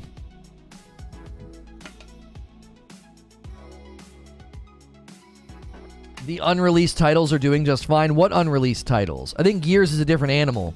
Make the game once and get out. Coalition is all Microsoft really ever had. Now with Bethesda and whoever is doing Fable 3, they have a chance to compete with Sony. Double Fine was acquired in 2019. Okay, there's another one. There's another title that did great. Psychonauts 2 did great. That's another feather in Microsoft's cap. Avowed, Fable, Hellblade, and Redfall. Well, we don't know. I said a moment ago, Eugene, Hellblade looks like it's going to be great. And if Hellblade comes out and is amazing, and the next Gears game comes out and is amazing, you got Hellblade, you got Forza, you got Gears, all in Unreal, all looking fantastic. Now, I don't know what Avowed, Fable, and Redfall are going to look like. They all could be, who knows? Who knows? We've seen reports that Avowed and Fable are having trouble internally. That's worrisome. What if it's similar to what was going on at 343? Redfall has made some very bizarre decisions with respect to co-op and the game that they've built. Is that a Microsoft problem? I don't know. That could be an Arcane problem because they're stepping out into a new an area, and they may have just not thought through how co-op should work in a game with 4 different character classes. Don't think they can compete in terms of first-party games. PlayStation strong. Yeah, Ori was good, but Ori was likely in development prior to the acquisition. Once Halo missed the Series XS release day, they should have been taking more time to polish the game and include all the promised features, says Tony. I don't own an Xbox, but it's sad to hear what's happening to that IP. Boss battles were put in the game because of Microsoft funding. You talking about Psychonauts? Bethesda did not... Oh, you're already talking about that. I love Hellblade. I have no faith that game is going to be anywhere close to the first. I do. I've already seen gameplay that tells me that. You know how I feel about Hellblade. Hellblade is sacred to me. It's almost deity. But from what I've seen, Hellblade 2 is going to surpass it. If you guys are just tuning in and you're enjoying my coverage, we are covering the latest Halo Infinite news with respect to the co-op campaign, split screen, Forge, the next season. Halo Infinite Season 3 is not going to be here until March, making Season 2 10 months long. If you're enjoying the content, do me a favor. I am safe for work. You're watching Reforge Gaming. I'm here Monday through Friday doing talk shows with the community, and I keep it safe for work, so you can throw me on in the background like a video game radio or show or podcast. If you smash the like button and hit subscribe, that's totally free. I'd also really like to continue to ask people to consider becoming a member if you can. I know times are tough. Some people cannot afford membership, and we have people gifting members all the time. So the more you're here, the more often you watch, the more likely you're going to get a gifted membership. And gifted memberships seem to be fixed. We had people do it this morning, and they got grabbed very quickly. I don't know how Microsoft could let this happen, says Brandon. This is a crown jewel of Microsoft and literally what made Xbox what it is today. You'd think that they would have their best team on Halo. Are seasons usually 10 months long? No. Seasons going forward will be about 3.5 months long. That's the goal. Watch the Yappening will be the event where you go see some grunt. They talk for a minute, walks away. Thanks for partaking in the Yappening. Now go buy our store items. The Yappening is like a comedic event where some Yap the Destroyer guy takes over the servers. They said that Halo's DNA has always been competitive. This is completely false. That's the statement that got me as a longtime Halo fan. It's been pretty competitive for a long time, though, Tom, in the PvP at least. They're one of the godfathers of modern-day esports. What are you talking about? I don't know if you can say that part of Halo's DNA is not competitive. They're one of the godfathers of ranked and unranked. They're one of the godfathers of esports. To say that part of Halo's DNA is not competitive, I don't think is a fair assessment of the game's history and impact on the gaming world at large. Right? The gaming world at large has been impacted by Halo. When you take a look at esports, when you see debates about skill-based matchmaking and ranked and unranked, Halo is a part of that. They impacted the industry. And so for me, I don't know if you can say that their identity is not at some level competitive, historically speaking. Paul says start with Bonnie Ross, head of Halo, who didn't get into Halo because of the games. Ross had first become acquainted with the franchise through the tie-in novel Halo: The Fall of Reach.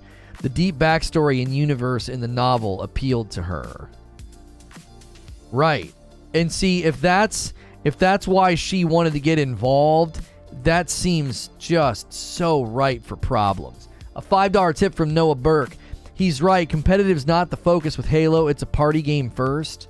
I disagree. No, I disagree. There are so many reasons that this is not the appropriate look at the game.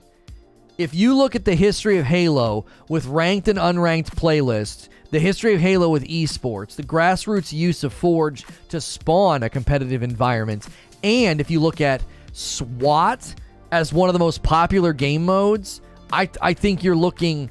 It's like you're looking at a 3D image and you're not using both lenses. There's a red and a blue lens. You're looking with one color of lens. That's not true. Like, I'm not even a big Halo guy, and I think that's a really, really big misrepresentation of Halo's history as a franchise, as a shooter. It's impacted the entire market. They were reticent to hire Bungie people. Halo community reacts to developer claiming 343 industry bias at hiring. They would not hire Bungie devs who wanted to move to 343. Golly. I mean, at one level I can understand doing that. Like, they didn't want to have this sort of like Bungie infection. They wanted to build their own game, but that is worrisome. Think of the wisdom and the experience that people from Bungie could have brought to 343. How many people, right? How many people? Halo's more of a party game, but ironically, since 343 catered to the competitive scene, they sacrificed the game because one guy... Yeah, your vocabulary is just freaking awful. I don't want this crap in my chat. I can't imagine thinking that Halo is a party game. What makes you think Halo's DNA is a party game? A tight... As Joseph Staten described it in the multiplayer overview trailer that I covered the day it debuted, a tight arena shooter.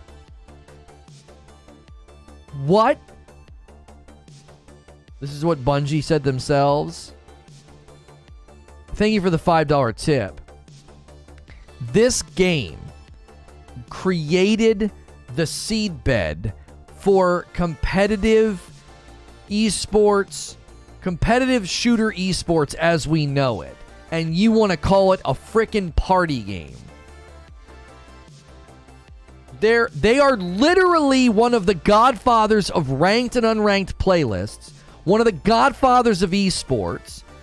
Their community used Forge to create a lot of this. One of their most popular modes is called SWAT, and you think it's a party game. I think it's both. I think you're creating a juxtaposition that doesn't exist. Smash is a party game. It's one of the biggest competitive games as well. Thank you for giving a great example, Kaganeko. Super Smash Bros. Is a party game that's ridiculously competitive.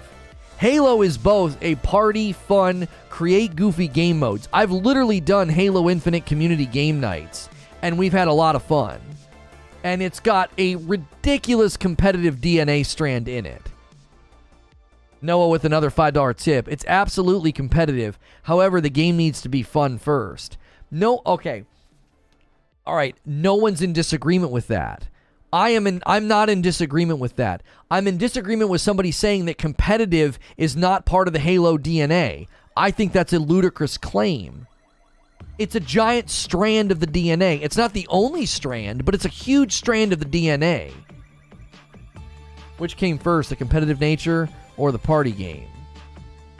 Probably the party game, which lends credence to what Noah is saying, and I'm not in disagreement with that. Your game has to be fun first. Why? Because if it's fun, you'll get people who are committed and loyal, and people who are committed and loyal become competitive. People who become competitive want more than just a party game, right? They ascend beyond that. It happened in Fortnite. Fortnite looked like a throwaway, cheesy kids game, and then all of a sudden people realized they could do ridiculous things with building, and then they could do ridiculous things with keybinds in building and editing, and what happened?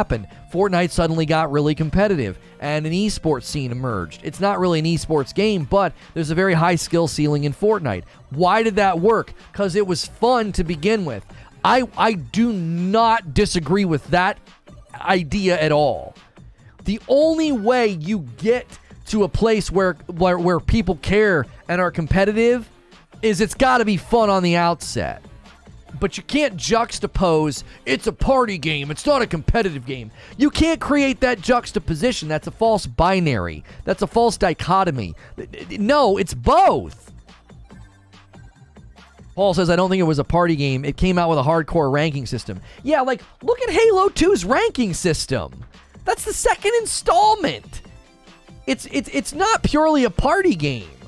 I would even argue that it's not a party game. It's one of the most fun arena shooters you could play back then. Probably the most fun, most accessible arena shooter you could play at that time. Because the other arena shooters were quick twitch and fast and on PC. Unreal Tournament in Quake 2 and Quake 3. Rocket Arena was a great popular mod in Quake 3. There were Eastern and West Coast ladders that I was a part of. And then there was Unreal Tournament. So sure, Halo was the most accessible, most playable, most fun arena shooter that came out. And then you know what they did in their second game?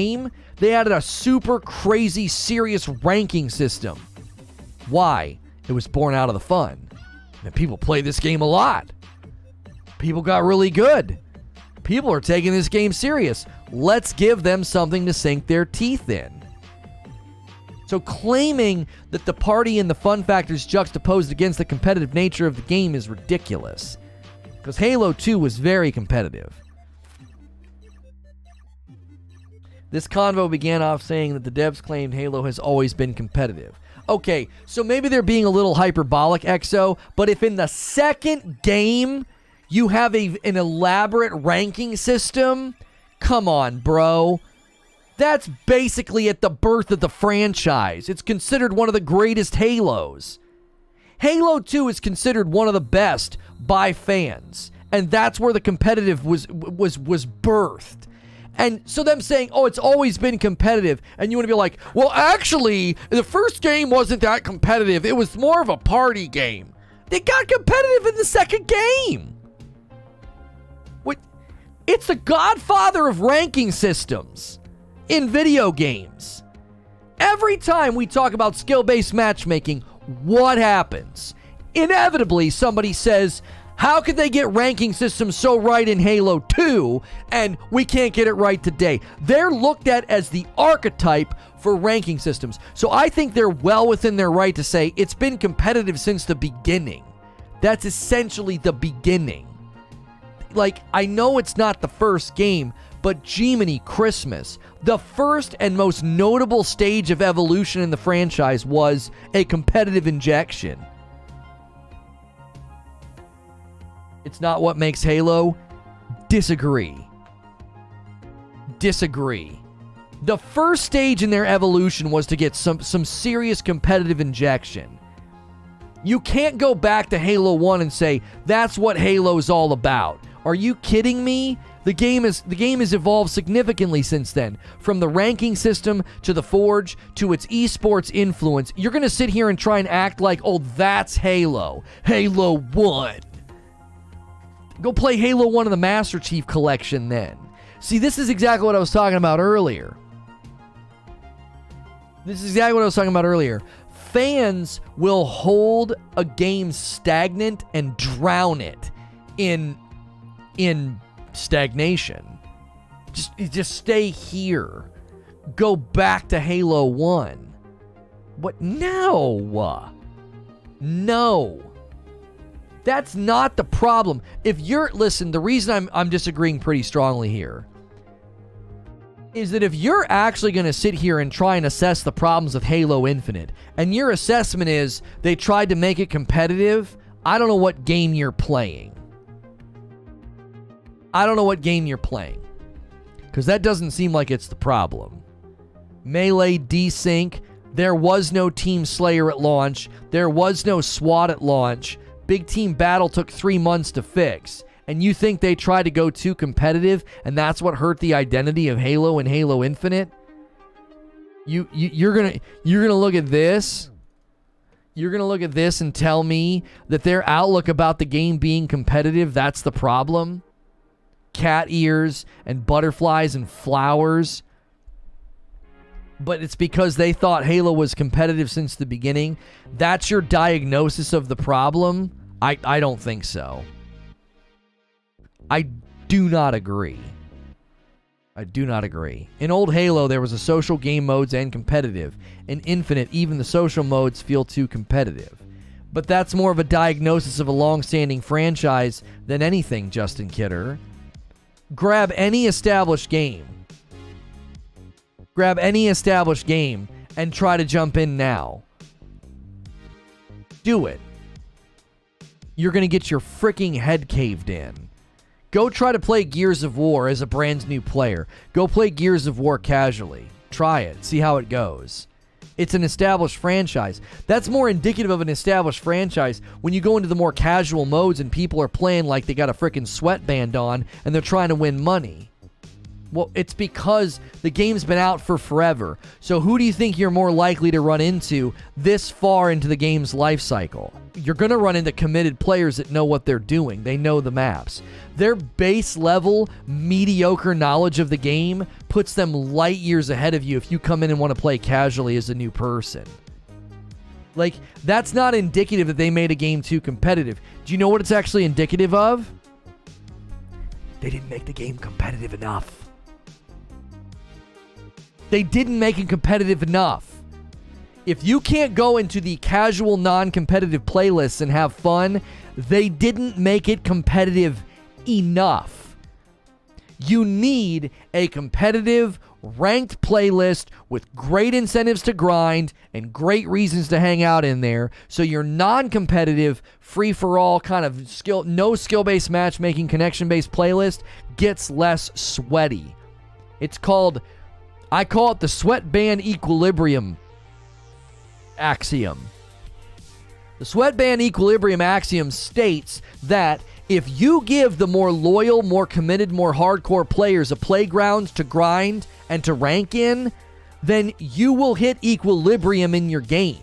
They won't all hang out over here and become degenerate cannibals of your game. Why? You're giving them something to do. The game's not competitive enough because they're not driven to do that. So they just go grief the playlists. They just grief the playlist and go for montages. We may need to workshop that name a bit. Yeah, the sweatband equilibrium axiom. It's a mouthful. It's an equilibrium principle that if you take those players and give them something to sink their teeth and focus on, they'll spread out more. They won't all be in the more casual playlist. So that's the grand irony is every time people moan and complain and they want skill-based matchmaking or they don't want to have to fight hardcore players, you are actually asking the wrong question if you're asking for skill-based matchmaking or you're asking to be protected. No, you should be asking for give these people a playground. Imagine going to a school and the 8th graders and the 2nd graders have recess at the same time, okay? And the equipment on the playground is built for all of the 2nd graders. Do you know what would eventually happen? The 8th graders would get bored kicking rocks and standing next to all of the equipment, and they would start playing on the equipment. And they would make it very unenjoyable for the 2nd graders to play. Why? Because they're bored. You haven't given the 8th graders anything to do. Where's the basketball court? Where's the soccer field? Where's the more sophisticated equipment? Where's the tetherball? Where's Foursquare? Where's the things that 8th graders are going to be interested in?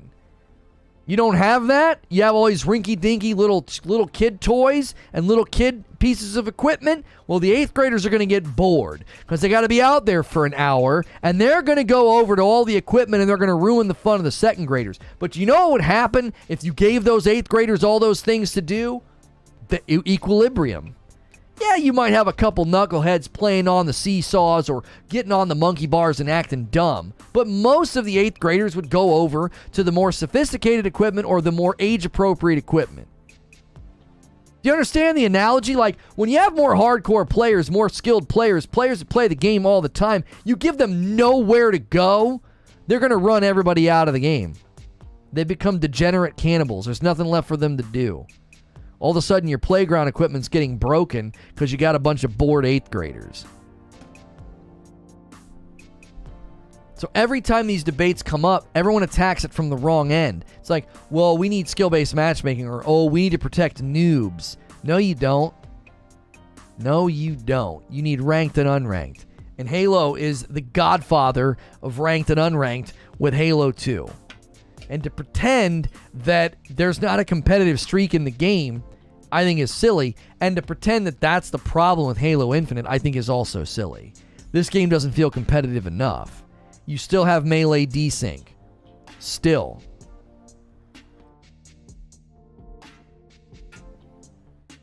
There's significant evidence to point to the fact that this game's problem is not that it's too competitive. Now, I have some discussion questions that I haven't used yet because I was saving them. All right? I want to know, is this game salvageable in your mind? As both a longtime fan and maybe a observer from the outside, do you think this game is salvageable? Can they get this game back on course? Because my actual position on this is probably one that is people are going to be sort of interested to be like, what? Why would you think that? I wouldn't say it makes it less competitive, just that the servers need to be better or something to make less lag and desync. It's not a priority. It's not fixed. Can't have a competitive game with fundamental desync. It's one of the primary means of finishing and killing people. Yes, they can. Nope. Yes, they can. No, people moved on. Honestly, no, it's not. It's far too deep into the gutter and a bad reputation to salvage, says Matanagi. Agree 100% ranked and unranked. Every part of the game is lacking in areas. I don't think they can walk back from open world. The technical issues seem too big. I hope I'm wrong, says Hilly. So Hilly thinks it might be too big of a problem to solve. They have a lot of work to do, but I think most players gave up on it. By the company that 343 is today, says Spartan, I don't think they can fix the game. Something needs to happen here. Legend says, any game is salvageable with the correct attitude and application. The question is if 343 have it, or does it need to be passed to someone else? Longtime fan here, says Cody, I haven't played since they couldn't fix big team battle. I wouldn't jump back in if somebody was talking about... I would jump back in if someone was talking about positive fixes. Tame with another $5 tip through Super Chat. I would agree on that example you gave, because in Halo 5, all the sweats flooded into Warzone firefight because they couldn't do anything with Arena. Agreed. Thank you for the $5 tip.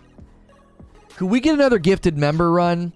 I think gifted members are working again, and a lot of people have stayed here. There's a lot of gray names that have been here for over an hour. They're hanging out, they're debating, they're discussing, they're adding to the conversation. I think there's some folks in chat that deserve membership right now. Let's get some of these people over and convert. We had a bumble on Friday. Gifted members weren't working right. They are working now, it seems. Battlefield 2042 kind of bounced back. Could be possible. The jury's still out on Battlefield 2042. Let me give you my summation here, what I think is going to happen with Halo Infinite. I had continued to say that I thought Halo Infinite could have a big comeback moment with Halo Season 3, right? Halo Infinite Season 3, sorry. I'm not talking about Master Chief Collection. I continued to say I think they can have their comeback moment. JW with the $5 Super Chat tip. The last blow, 10-month season, came close to putting it into the 2042 category. No matter what you do, it won't ever peak to what it should have been. Yeah. Okay, so I had been continuing to say that I thought, okay, Halo Infinite can have its comeback moment. I said, I think we get around the holidays and we'll be having a much different conversation about Halo Infinite, right? Now, there's something to be said for the holidays being a really tough time to do anything right now, especially November, because you've got Call of Duty, Modern Warfare 2, you got Warzone 2, you got God of War Ragnarok. There's a lot going on in November. End of October, November, there's a lot going on. So there's something to be said for Halo Infinite's brightest time and brightest moment would have been severely overshadowed. So there's some strategy that could be at play here, all right? Lot of game companies are avoiding Call of Duty and avoiding God of War Ragnarok. So there could be some strategy at play here. Listen, if we're going to get this game back on track and we're going to have our big 2.0 moment, if we're going to shine bright, we don't want to immediately start shining bright and get instantaneously overshadowed. So, I actually think if my original prediction was correct, that they can completely renew confidence in this game and put it into a great place. If I'm correct that they can do that, I think their best shot is in March of next year. I don't think the end of this year is a good time frame. I'm watching this on my PS5. The graphics on Lono's mustache look good. Shut up. That's a good point. I still believe that Halo Infinite can completely reinvent itself. I believe that.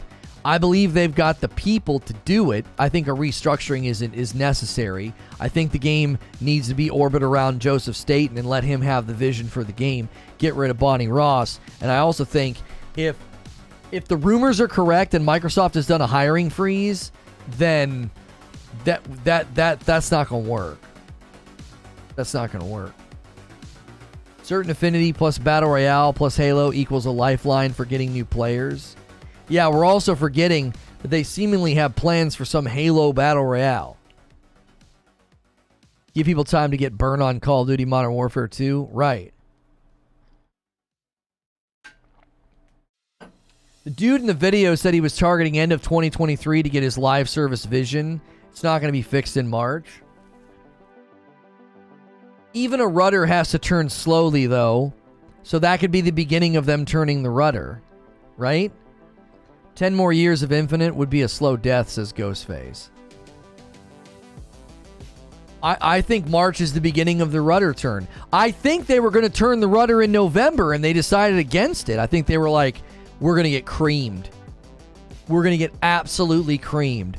Modern Warfare 2 hits the end of October. Then God of War Ragnarok hits early November. Then then Call of Duty Warzone 2 hits mid to late November. We're going to get absolutely clobbered.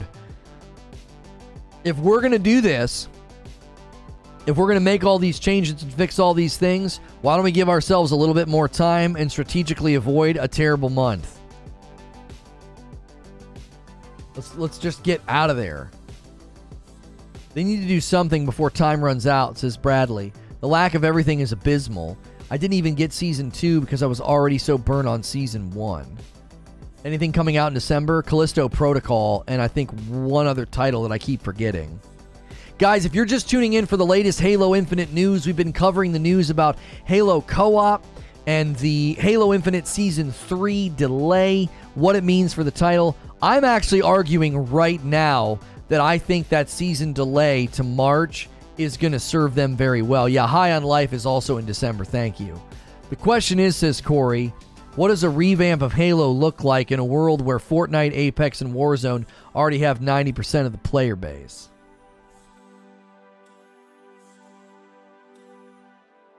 I think a couple of things will help them, Corey.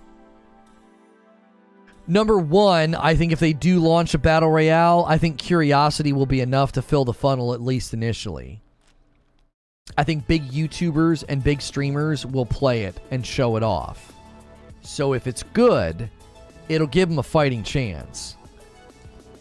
Because there's just something about Halo, right? There's just something about a new game. Fortnite, Apex, and Warzone are great, and they do well. But they also periodically suffer player loss and stagnation and boredom. And a new game might feel like a new car smell. And it's Halo. A lot of people have fond memories of Halo. If it's free, what's going to stop people from trying it out? One of the reasons that Fortnite took off like a battle royale is because people were like, really? That game? Well, let's try it out. And it delivered. So people got over all of like it looks like a kid's game, it looks like a cartoon. They left PUBG in the dust. I remember playing PUBG and saying, all it's going to take is a battle royale to come out and to be better optimized, and it will crush this game. And people told me I was an idiot. They were like, nothing's gonna crush PUBG. PUBG is the king. You don't know what you're talking about. And it took a silly building zombie survival cartoon game and it demolished it. Now PUBG's still around. PUBG still makes money. PUBG still turns money. Okay? They still turn numbers.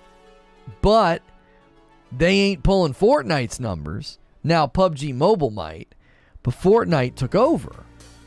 It was optimized. It ran well. Okay? So I'm saying the same thing here. Halo could really convince a lot of people that, hey man, a Halo BR is a lot of fun. Doesn't cost you anything to play. It doesn't. It's free, right? PUBG Mobile is killing everything. PUBG has insane numbers. Yeah, PUBG hit other markets that gave it a huge surge, and it's still doing well. So I'm not trying to indicate or argue that like PUBG is out, but Fortnite proved that you can step in and have a ton of things about your game that seem off-putting, and yet if it's fun, a lot of people are gonna check you out. And if a lot of people check you out, that's your chance, right? That's your chance. That's your chance to really deliver. That's your chance to have great things happen. All of a sudden, you got this full funnel of players. You got everybody checking out your game. Fortnite possibly comes to MetaQuest 2 VR in the future. I mean, yeah, maybe. So the question that I asked chat was, is Halo Infinite salvageable? Can you salvage Halo Infinite? And I believe that you can. I'm holding to my original position that their next season, Halo Infinite Season 3, can do it. It can convince people that like, hey, this is a solid live service game. This is a solid experience. I like this game. I think they can do it. I think their greatest challenge is going to be content rhythm. I think that's going to be their greatest challenge. It's proven to be difficult. I have my concerns about the slip space engine. And here's what I mean. They haven't been able to fix the most minor problems. They can't fix them quickly, and that's extremely concerning. So big team battles busted for 3 months. Why can't you fix it? Why can't you give people XP at the end of every match? Why can't you do that? In order to give people XP after every match, they had to create a challenge that gives less XP after you play so many games, which is arguably stupid, but they did that. That's super concerning. My concern is not that they can't create good content or create a good live service game, but you can't have a good live service game without good content rhythm, and the engine seems very, very stubborn and slow. It seems like it's a cement truck and you just can't turn it very quickly. It doesn't seem very agile. To give it to another studio, says Hilly. Okay, so you want no Halo for 3 or 4 years? 343 can do some work in 1 to 2 years from this point and get the game going. The Forge will be the first step forward, says Hilly. They need to link up the PvE and the multiplayer, and they need to get content flowing. Agree 100%. The fixes are a joke for timescale. Clearly the slip space engine is broken. I don't think the slip space engine is complete at this moment. Do you remember that guy that was no longer at the company and he was talking about crunch and he had to like qualify his statements because he made it sound like Halo Infinite was under severe crunch, and he like walked his statements back because he still wanted to work in the industry and not get basically like, you know, tarnished and listed as a person to not hire?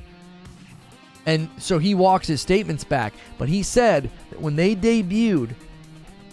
had their Halo Infinite trailer during that one summer, during 2019, it was 2019, wasn't it?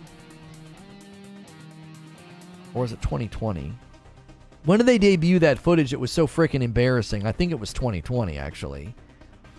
He said when they debuted that footage, the engine wasn't finished yet. That's what he said. So in the middle of 2020, they're not done with the engine yet. The problem was that the Slipspace engine was a new engine, which didn't feel like Halo, so they had to go back and bake in some of the older engine again. Callisto Protocol Director appears to glorify crunch culture and then walks it back. Yeah, he made it sound like crunch is just all about passionately working on a project. Corey says, maybe Battle Royale is the shot in the arm Halo Infinite needs, but my concern is that any multiplayer shooter has to have a content loop and a structure that's going to tear people away from the big three, Fortnite, Apex, and Warzone. Like I said, my biggest concern is not that they can't create good live service content, it's that they can't do it quickly enough. It feels like it'll be too spaced out. Because some of their events and some of their modes and the cosmetics, I thought they were cool. But the format was terrible. It was stretched so thin. I was like, what is this? Live today, cool. Yeah, we're streaming today even though it's a holiday. They did a live stream after the Slipspace announcement where they were talking about how the engine was being duct taped together just for the trailer. Right. Newtonian says, when you have half of your workforce as temps, it's not going to go right, even delayed a year or so, or have sparse content till year 5. That's the other question. Are they still under a hiring freeze? Are they still not allowed to have contracted workers go beyond 18 months? How are they going to get content out the door? How are they going to get content out the door? How? How are they going to get a reasonable live service funnel of content up and running? Expect double tips since it's a holiday, by the way. Oh. Lono expects double tips since it's a holiday, by the way. Yeah, where are my gifted members in my super chats, man? I'm streaming on a holiday. I got in-laws in town and they're hanging out with my wife and kiddos all day, and I'm down here hanging out with you. Where's my money, man? Wait, 18-month contract limit with a hiring freeze sounds really bad. Yeah, where are they going to get new people? It seems like nobody at 343 is passionate about Halo.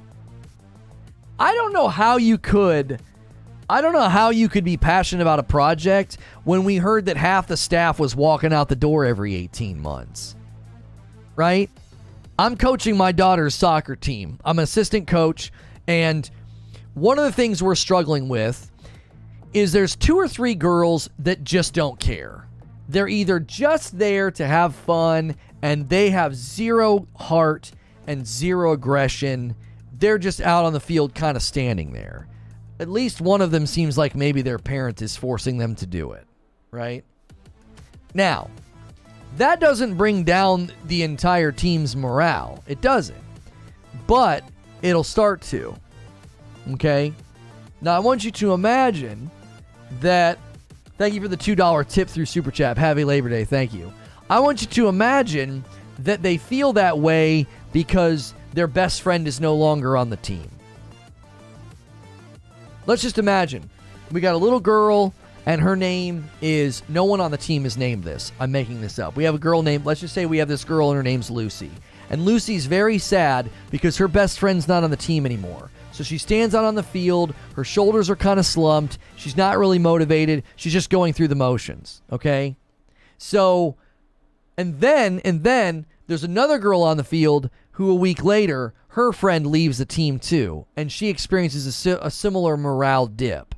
Eventually, I have a lot of players out on the field that don't really want to be there. They're just going through the motions, right? I want you to imagine how that could potentially spread at a company if 40 to 50% of your staff is on an 18-month contract and is leaving the project.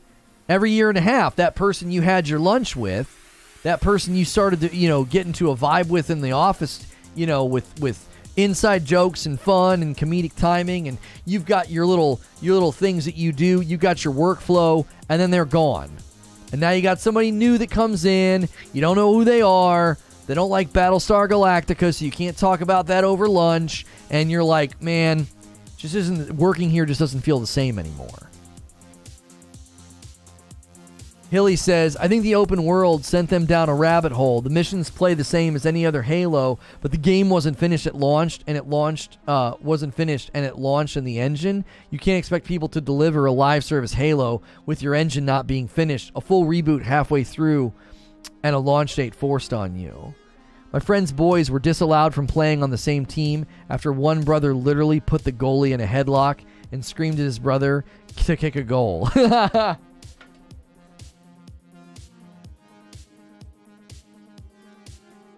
It would give me anxiety. Yeah, like your workforce is always changing. The workplace is always changing. I'll give you an example from my own life. So I worked at AT&T, and we were in the mall, and it was originally Singular, and then it was AT&T. Singular was a much better company to work for. AT&T is a garbage company with garbage upper management. And it might be better now, but when I worked there, their upper management was terrible. You could have hired literal blindfolded chimpanzees that would have done a better job than the upper management at this company. They were a frickin' joke. And they drove all their best and most talented workers away, and the churn rates hit such record high, they had to completely rework their management style. That's how bad it was. So Singular was great. AT&T was pretty bad. So in the midst of me going through what felt like my favorite job becoming my least favorite job, I worked in the mall. Yo, Doe Devas with a 10 gifted member bomb. Chat. Click in the chat to allow gifts, or click join and then click those 3 dots. Go into your gifted member options and make sure you have allow gifts on my channel. You might need to toggle it off and save it and then go back in and turn it back on again.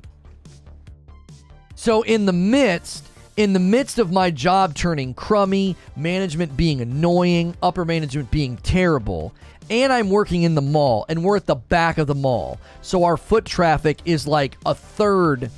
It's a third of what the rest of the stores in the city get.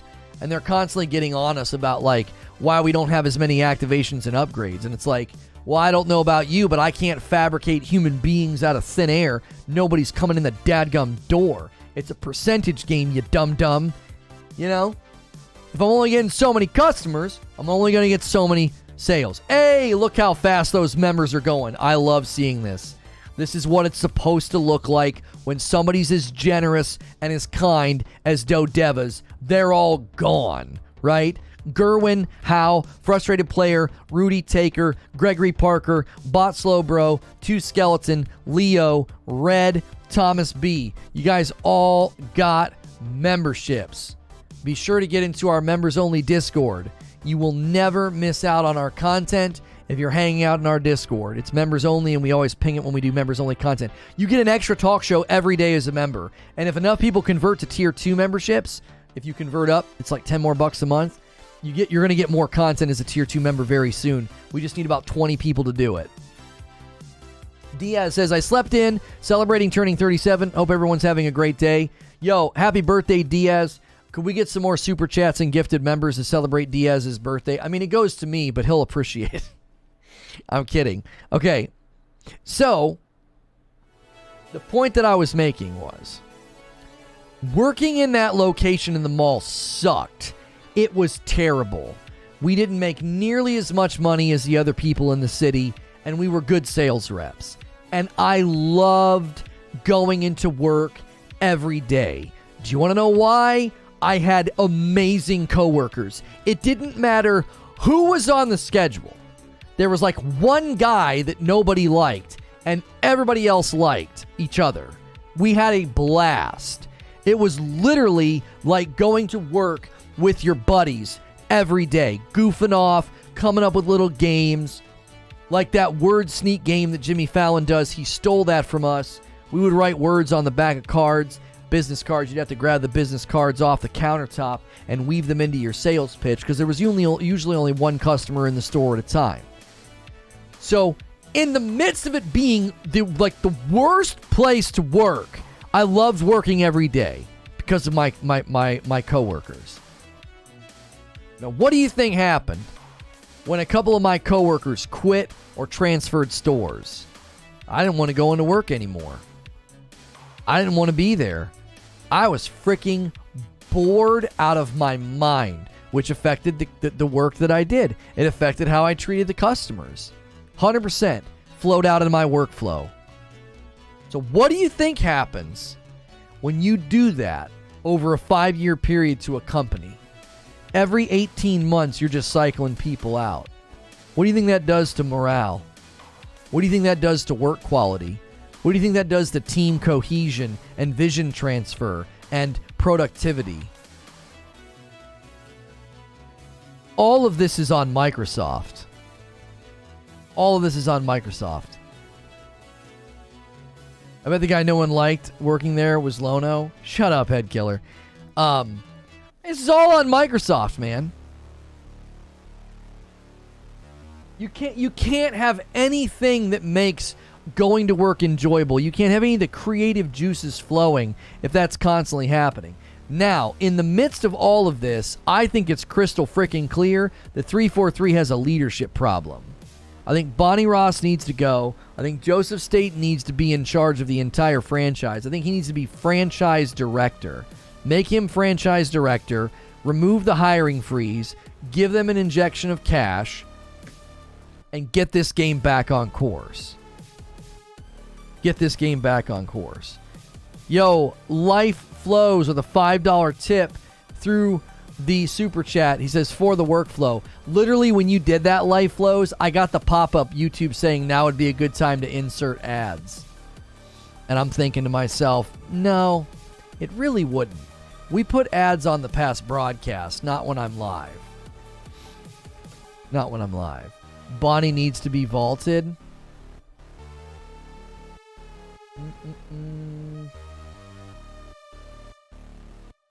Oh, Teddy. My son. Oops. Let's see. My son loves orange and black. Daughter is all about purple and pink. Let me get into stream holding here. We gotta get our second stream scheduled.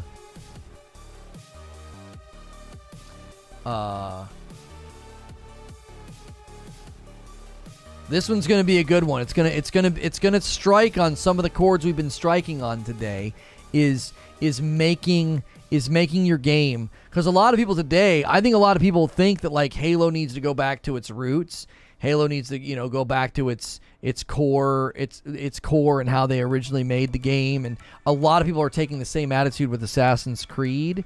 And there are people that are looking at the announcement of the latest Assassin's Creed game, and they are celebrating. And whoops, that's not the right thumbnail. Where? Oh, I put new in there. I was like,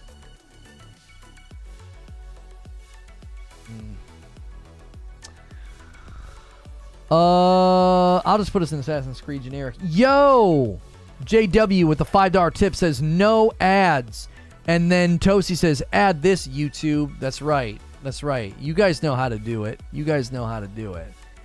Live stream should be monetized with super chats, new members, and gifted members.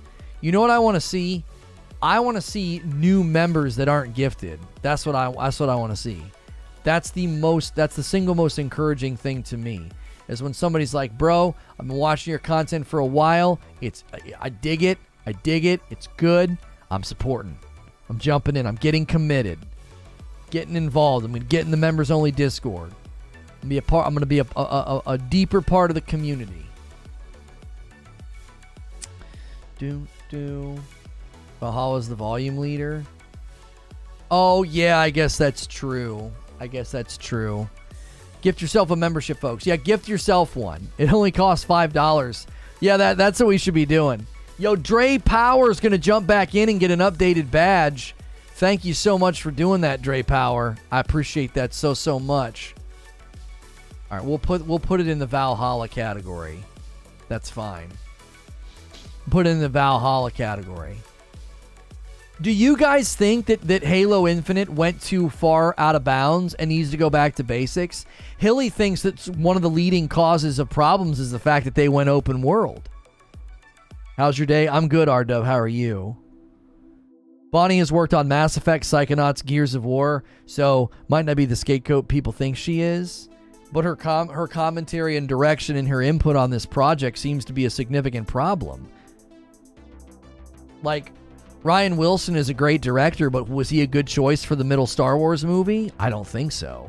I think his trilogy is going to be fantastic, but I don't think his middle movie is worth urinating on. Like, it's awful.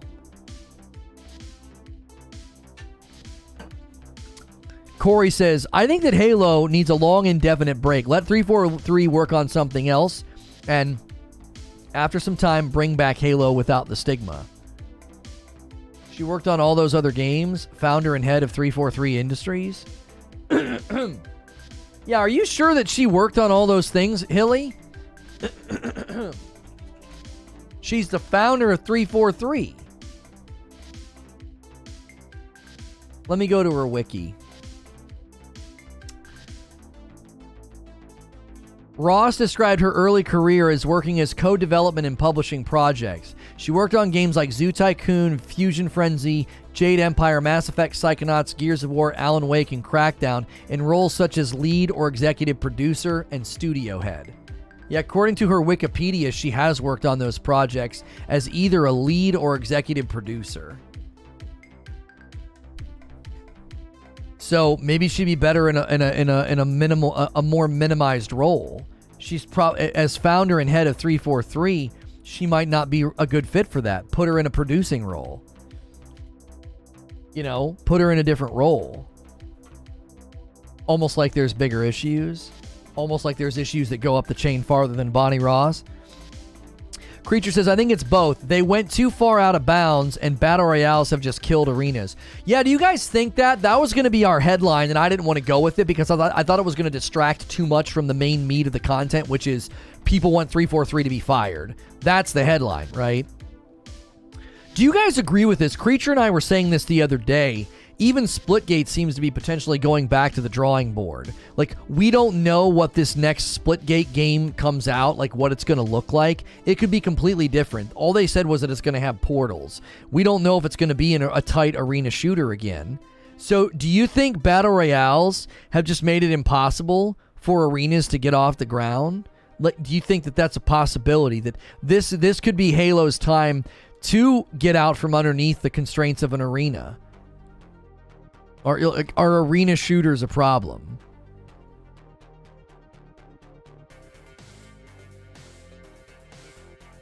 Slipgate BR. Arena shooters are an old dead genre, says Master Jazz.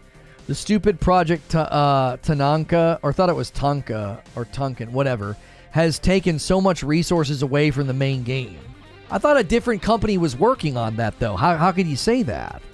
I thought another company was working on the BR project, not 343. I think it's too simplistic to throw a name out, says Hilly. I wonder what level decided open world. When they forced it to use... Oh, were they forced to use the new engine? I need to know more before calling for someone's head. Yeah, Certain Affinity is working on the Battle Royale. So I don't know if we can say, like, oh my gosh... The battle royale is such a resource sink, it's hurting the game. If people complain about the genre or about other stuff, I thought the game was enjoyed. I think that's good. I think that's good pushback, Zubair. The primary complaints don't seem to stem from arena. They seem to stem from a poorly made arena. Like, if this thing came out swinging and 3-month seasons, good game modes, good quality, all the bugs and stuff were really understated and not that big of a deal, would we be having a different conversation right now? Creative Assembly was, or you mean Certain Affinity, but they had to go to 343 for help. But we don't know how much that's pulling off of the main project. Do we even know if they're working on a battle royale aside from rumors? It's all but confirmed that they're doing it at this point. It's like when the word on the street's so consistent you can cash that check. I think we can cash the check. The complaints are coming from a place of not enough going on. What do BRs have? A crap ton going on. The other half of the game is still broken. No campaign replay, no co-op, etc. Yeah, I don't think I can fault arena shooters. That's why I didn't want to run with that as the headline. I think that's creating is that a misnomer? I don't know what that is. I think that's creating a false narrative to a certain degree. I don't think Halo Infinite's failing because people are walking away from Arena. I think it's failing because it could have been the king arena shooter, and it's not. There's no competition for it. Who's going to compete with Halo as an arena right now other than Splitgate? And Splitgate should be zero competition for a Microsoft-owned studio and property. Jiminy Christmas. You have no competition.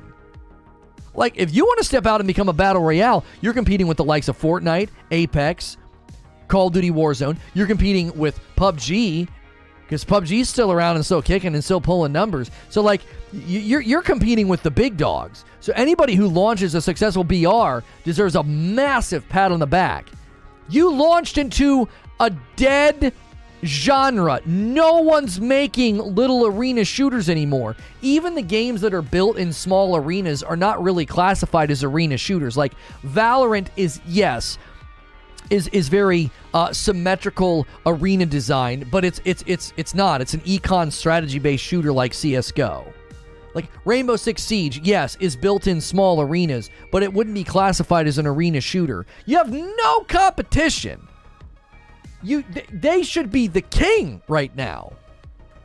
There is a portion of the gaming audience out there that would play an arena regularly if you had good content rhythm, I think. They have a ton of competition, everything else that wants our attention. There's little room for error. Right, I don't want to overstate the lack of competition. That is true. As far as multiplayer games, which is a much bigger umbrella, as far as multiplayer shooters, they have a ridiculous amount of competition. So Halo Infinite could have stepped into that arena and carved out and said, we're the king. Halo Infinite's the king arena shooter. And it might not have rivaled the numbers of Warzone, but it could be a whole lot better than it is now. Is there an audience for arena shooters? With the surge of popularity for Splitgate Valiant, I think there is. I just think you need to do a whole lot more than what they're doing. Or was it a bottle rocket of engagement because people couldn't play Halo or wanted that nostalgic experience and then they quickly walked away because arena is more of a meat grinder? Were they propped up by nostalgia from a past generation? Right. I think Splitgate got a nostalgia bump. Right. Wheezy's saying the same thing I just said. Then the numbers died off. Is Arena not built to be ongoing because the arenas of the arenas of the old times that did really, really well, there was nothing else to play. So that's just what you did with your time. It's how you talked to your friends. It's how you made friends on the internet. You would go and jump on a Quake Arena, Rocket Arena server, or Unreal Tournament. That's just what you did. Right? But now, there's so many games to play. Guys, if you're just tuning in, we've been covering the Halo Infinite news about co-op and Forge and split screen. Shortly, we will be pivoting to our second show of the day. It'll have a lot in common with this discussion. Do you think Halo Infinite needs to go back to its roots? Is there an audience for arena shooters? We're discussing that right now.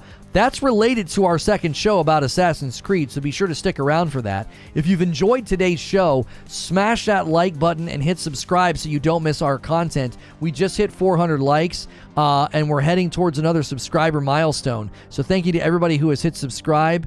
If you listen and lurk every day and you can become a member for $5 a month, please consider doing that to support the channel directly, or you can gift members to get some of these joysticks out there to more people. Are we denying that Call of Duty 8v8 multiplayer is an arena shooter? No one's denying that, Corey, but there's a big difference between Call of Duty's attempts to build an arena shooter and arena shooters like Halo, where there's power-ups and items on the map. This is a more traditional arena because it's more in line with Quake, which is the godfather of arena shooters. Quake and Doom. And Quake is, I believe, the model and the archetype that many games have followed in the footsteps of.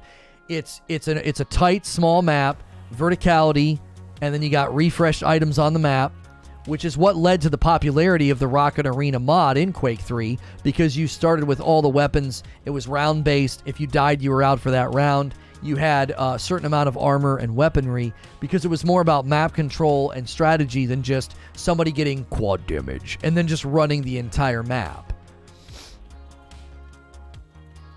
Call of Duty's multiplayer is being drug along by Warzone, or carried by it. People have to remember there's a lot of games to play. Good Battle Pass hasn't been created yet, and it's the blandest carrot I've ever seen.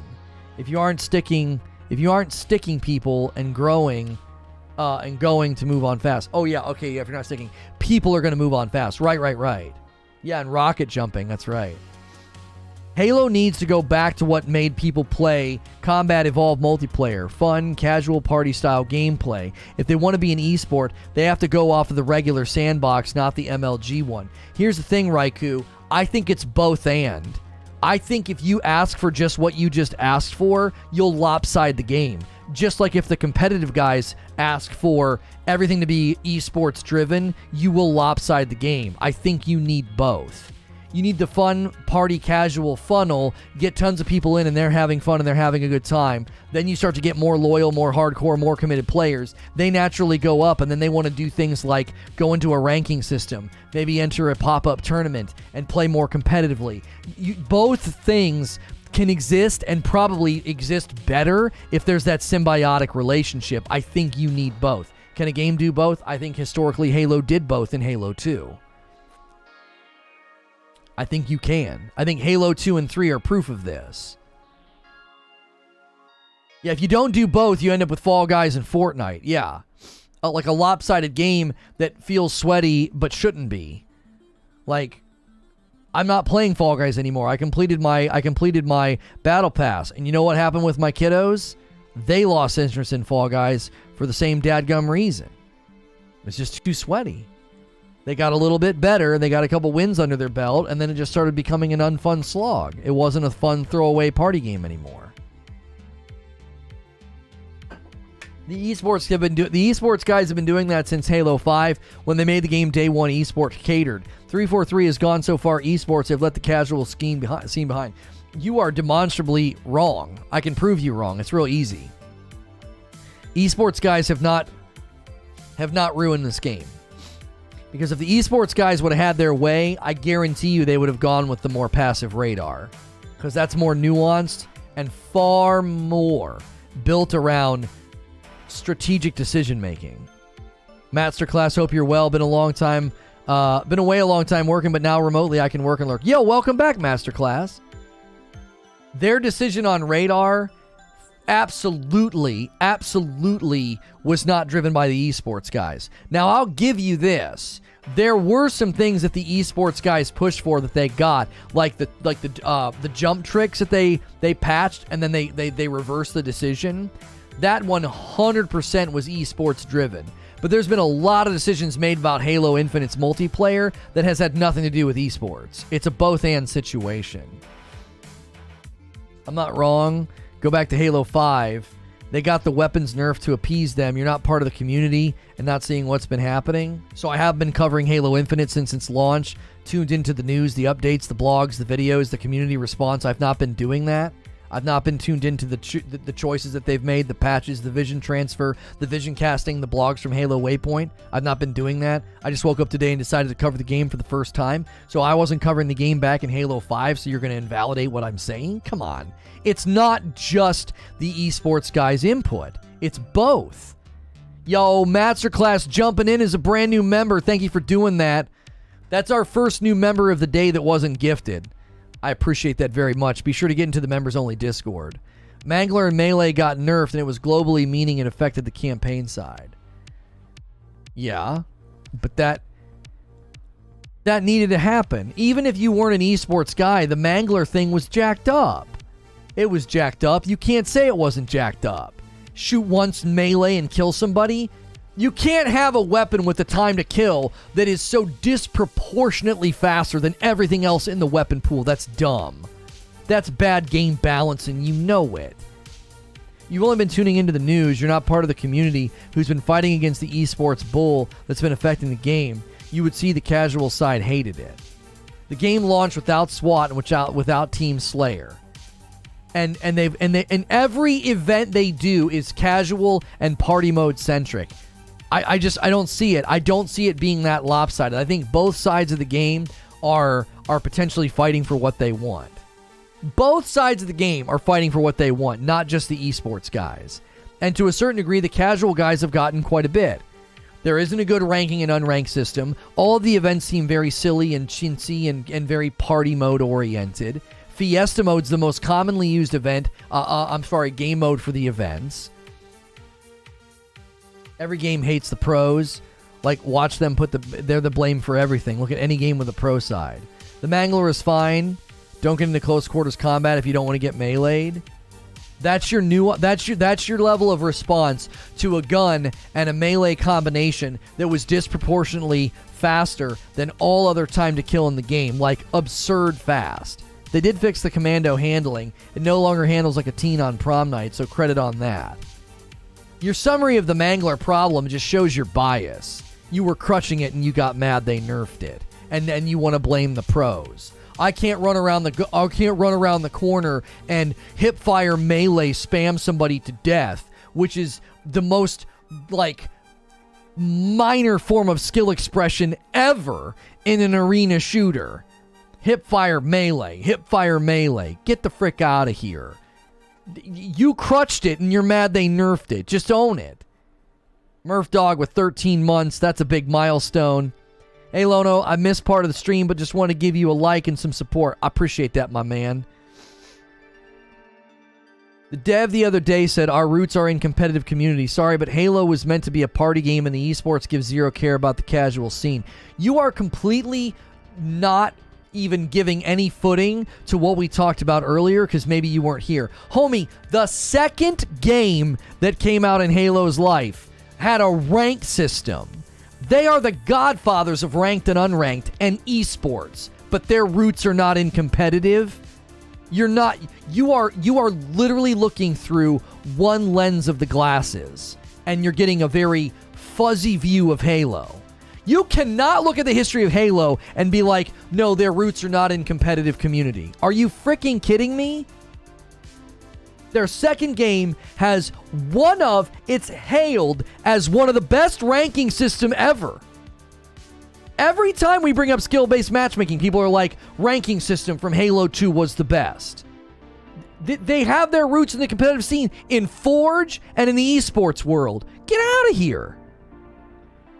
Casual scene has been left to struggle and 343 doesn't care. I'm going to be straight up with you. Halo did not live and die and survive on casuals, brother. They didn't. Halo lived and died on hardcore players, on competitive players, on committed players. If you think hardcore, committed, day in, day out players in Halo 2, 3, and beyond, you think those were casual players? I don't know who you're talking about. Yo, what's good, Ginger? Good to see you. Happy Monday to you. 100% the roots are in the casual arena scene, custom zombies, etc. No. You are just betraying your bias. I'm the most non-competitive, most casual player you will find. I stop playing games as soon as they get sweaty. Right? I stop playing games as soon as they get sweaty. If you're going to pretend this game's roots are only in the casual scene, you have to completely ignore half of the game as soon as Halo 2 hits. Half of the game in Halo 2 is competitively built, and you're like, no, that doesn't matter. The creator of Halo said he wanted to make a party game. So you're wrong. Yeah, I'm wrong because the game didn't evolve in its second iteration to be significantly more competitive. Sure, I'm completely wrong. Engage with that. Engage with Halo 2. Engage with them being the godfather of the ranking system. Engage with them being the godfather of the modern-day first-person shooter esports scene. Engage with that. How are their roots not competitive when they are quite literally seen as one of the archetypes of certain elements of competitive shooters? Noah with a $5 tip. Do you think Mangler could have been a shotgun spawn? Maybe. Maybe. And maybe they could have left it alone. Lower frequency of its presence, and then you can have that level of lethality? Possibly. Because you can look at the presence of the gun and you can say, its lethality is not the problem, the frequency is the problem. Destiny always ran into this. Lethality of certain weapons wasn't the problem, it was the frequency with which they showed up, which lopsides gun combat to lean too heavily on one element. Detonator with a 13-month milestone, thanks for jumping back in as a member. It's so sweaty compared to Halo 2. Halo 2 changed the narrative, it's historically important. Exactly. Competitive players stayed on Halo 2 and 3, while the casuals went to play Call of Duty pubs. He said this not too long about Halo originally being a party game. It's always been its intention. Well, it's failed miserably to flesh that out. Yo, thank you for 13 months, Ginger. Support hype, my man. If Halo originally was meant to be a party game, and that's been its intention all along, they have failed to do that. Miserably failed.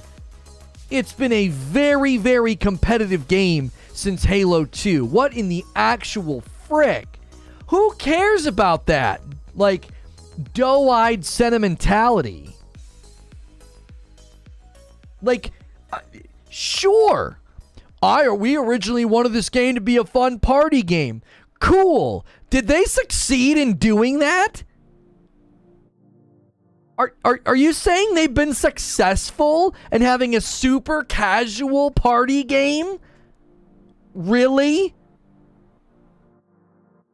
Wolverine was supposed to be a token Canadian character to bring in Canadian readers. He's not that at all anymore. At all. Right.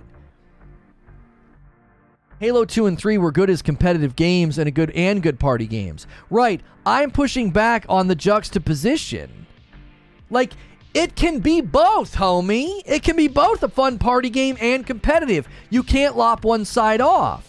I just subscribed to this channel, and I like the way you're actually giving out facts. I never understood why people say 343 dropped the ball these last few games. I don't think that they really did. Well, I mean, I think they did in certain respects. They severely dropped the ball, yes. I'm not defending the property by any stretch. They need to get to work. If either side goes to crap, then it's no longer Halo. Right. People know what party means. I played crap loads of Halo 2 and I never went to parties. I think there's some leadership issues at 343. I agree. Yes, it's a party game. I take my disc as a coaster to all parties. Reach was probably the most party game centric out of all the Halos, if it even was. Here's the problem that you're doing. You're trying to say that the game doesn't have its roots in competitive, which means you have to ignore a significant portion of the game's trajectory and evolution and focus on the game unidimensionally. It's too narrow. You're being reductionist. The game has had both of those at its roots. You saying it has its roots in party and that's it, it's just as foolhardy as being like, oh, it only has its roots in competitive. I think it's both and. You're arguing for a false binary. It's a false dichotomy. It either had its roots in party or it had its roots in competitive. It's both. Ghostwood renewing the membership. Thanks for jumping back in. Tame Cyber with another $5 tip. Fortnite was meant to be a PvE original game, but it realized there was more success in PvP things. It changed. Friends, get used to it. Great content and coverage today. Thank you. I think people don't know what a party game is. Halo ain't one. It was originally meant to be a game that you had your buddies come over and you played Capture the Flag and you laughed. Party game. Lighthearted. Hee hee, ha ha, I'm not taking it that serious. And Halo 2 comes out and says, whew, whew, Rambo headband time. We got a ranked playlist. Sweaty. Win. Rank up. Get prestige. Celebrate your strength and your commitment in the game. Then, out of the community is born an esports scene. They impact and create the seedbed for the modern day first-person shooter esports scene that you enjoy today. Halo did that. So you can't go back to Halo 1 and be like, but it was meant to be a party game. So what? That doesn't mean that it stayed there. It grew beyond just that. It would be like looking at Fortnite Battle Royale and being like, it's just meant to be a party game. Have you ever watched anybody play Fortnite Battle Royale? It grew beyond just a laid-back party game Battle Royale. It's sweaty and competitive as frick. To the point that they added a no-build mode for people like me that just want to run around and just shoot and not deal with all that. All right, Ginger. My blank in a box was supposed to be a funny present, and now I have a criminal record. We all have to move on. Not at you, but everyone, says Kaganeko. Don't forget the suite of custom Reforge options. It allowed for escape rooms, racing, golf, and so many other party aspects. Right. It provided a context for both things to flourish. That's such a good point. You can have a flourishing party game aspect. My gosh, I've done Halo community game nights with you guys, but Forge can also be a wonderful environment for competitive things to build and grow and flourish. It's both and. You are making a fatal mistake, and this is why I'm gut checking this. You're making a fatal mistake if you're going to start blaming this game's woes on the esports scene and the hardcore competitive players. It ain't their fault. They're doing the same thing you're doing. You're walking in the room and you're screaming for mom and dad's attention. You both want the thing that you want, and they're not delivering it to either of you. Neither of you are getting what you want. So turning and saying it's the casual's fault, it's the competitive player's fault, buddy, you are making a massive mistake. You got derelict parents that aren't paying attention or are completely mismanaging everything. Why does it feel like half a chat played Halo in the early 2000s and the other half is arguing from reading a wiki about playing Halo in the early 2000s? I just don't understand how anybody can think this game was party and not competitive. They're the birth of teabagging. Fortnite realized that the ridiculous building meta turned into a sweaty mess that the casual player can't get into, so like a good game maker, they made a mode everyone can get into. I can't believe this is I'm actually going to download Fortnite, and I deleted Fortnite. Dude, no build mode is so fun because the sweaties don't really hang out in there. They don't like it. They spent years becoming a god tier builder, and they can't do that in no build. So your odds of running into sweaty players are so diminished. It's wonderful. Now you might have really sweaty players that have gotten really good at no build, but it doesn't feel like you're being beat by something that you can't do. You know, like imagine going into a game and a guy being like, "Well, I have a degree in quantum physics," so, and you're like, "I don't have a degree in quantum physics. I can't compete." Halo multiplayer, what did Noah say? Just make a fun game and let comp come naturally. I love Halo 2. Right, it's both and though. You can't pit them against each other. I think that's the big mistake people in chat are making. If you pit them against each other, I think it's a fatal mistake. Griffball is a good example of a party game piece in Halo 3. The game had content for everyone. I feel like Infinite tries to be competitive even on the social games playlist. This is the problem, Spartan. I said this earlier. The problem with Halo Infinite isn't that it's appealing. That is going to be a bit of a blip there. We switched ingest servers. We've not been having any of the blips that we typically have. I switched a setting in OBS that seemed to help. There will be a follow-up blip. I thought going to the primary ingest servers would help. We were on legacy ingest servers. So we haven't had a blip all morning, but we just switched ingest servers. That's something that's happened for the 2 years that I've streamed on YouTube. I have no control over that. So when you get the follow-up blip, just refresh. I am incredibly sorry that happened. At least we're not getting the ones that we don't see coming with audio and everything else.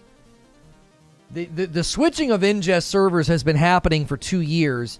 That's not that big of a deal. That's not as common. So no longer being on legacy ingest servers will hopefully help what just happened be a rare and not as severe instance. Also, what just happened, it typically recovers a lot faster from what just happened. I don't have room for all this. Give me 1 second. Yeah. trying to stay on cam. Wait. It's been 2 years. Yeah. We started. There it is. Second blip. Yeah, we started streaming here July of 2020. Yeah, we've been here for over 2 years now. I hate Fortnite, but I will never argue that it's not a good game. Flip side of the coin, I hate Halo, and I also think it really mostly sucks. Yeah, it was super mild, barely a glitch. Yeah, it barely hurt us. Swapping ingest servers is not that painful. All those other blips we were having were terrible. What just happened will marginally affect my past broadcast. The blips we had the other day, they actually affected the broadcast. Like, entire chunks of my sentences are just gone. They're gone. If you watch the VOD for this stream, it'll be seamless. It'll be like, blip, and then I'll be like, oh, that was an ingest server swap. There's entire sections of my VOD missing from the other day. And again, we were on legacy ingest servers, which might have been the cause. It's odd that you have the most blips of the people that I watch. Yo, Dan, thank you for renewing your memberships. Well, the big guys are probably on different ingest servers. I'm probably on the ingest servers that go through resets, firmware updates, and different things that sometimes... Typically, an ingest server swap happens like once a week. The stuff that was happening last week might have been because I was on legacy ingest servers and I didn't know it.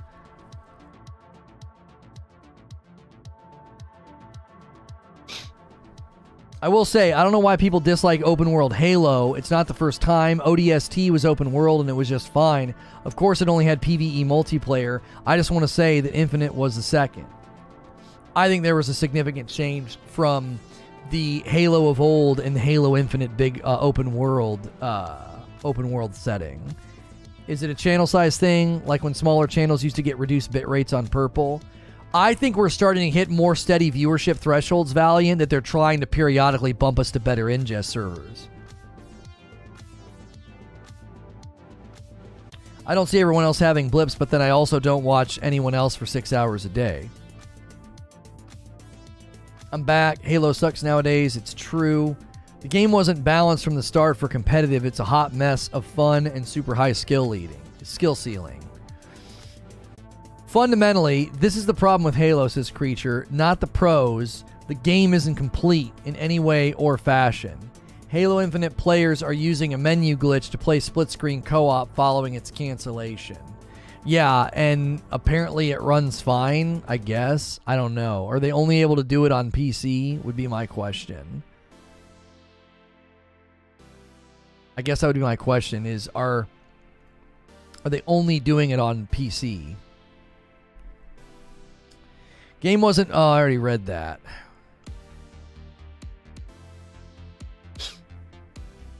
Man, nose itching. 343 don't understand Halo. They are unable to keep their promises.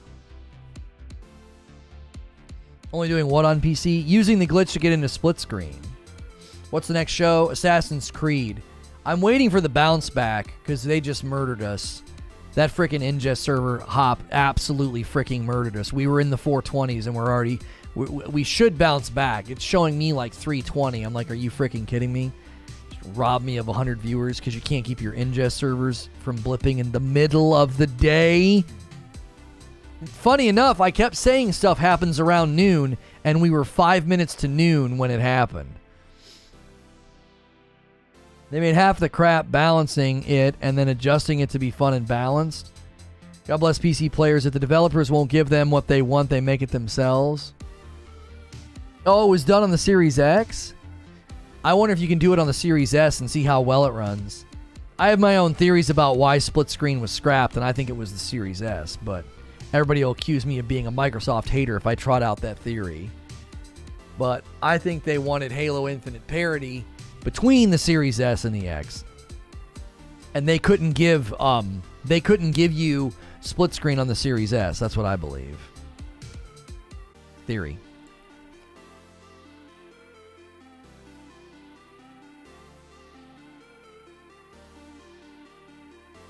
It works on the Series S and the Xbox. Yeah, how well does it run on the Series S?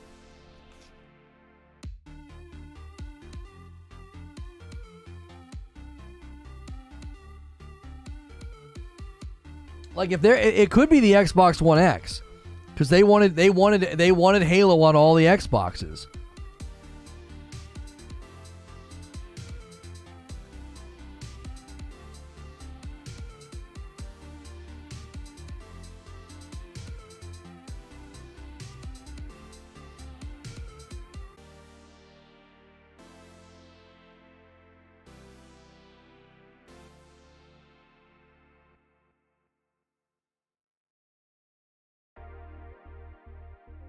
How did this game cost $500 million? That's a great question. Can't be afraid to have better features for better consoles, for sure.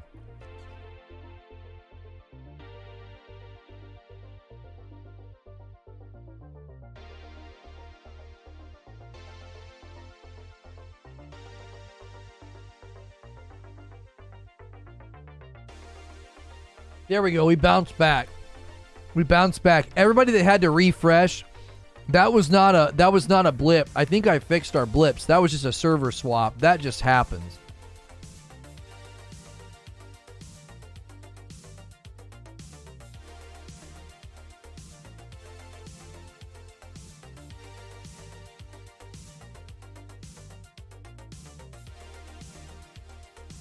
Game should have cost $50 million, but they've had to redo everything 10 times.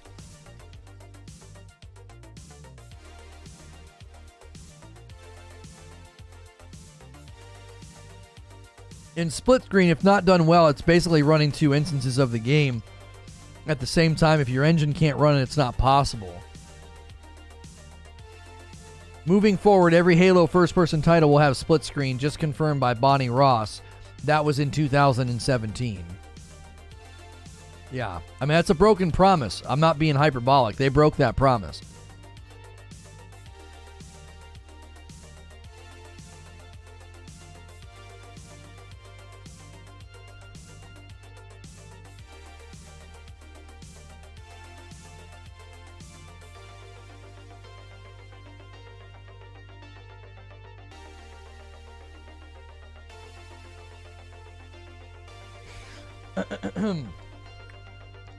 Yeah, we're not talking about that, Arvin. Coming in and bringing up that and the game's ending seems weird. Her IGN interview has aged like milk. Yeah, I mean, that's what my thumbnail should have been today. Halo Infinite. Broken promises, broken hearts. Like, that's what's going on. They've broken promises, and they've just broken the community's heart.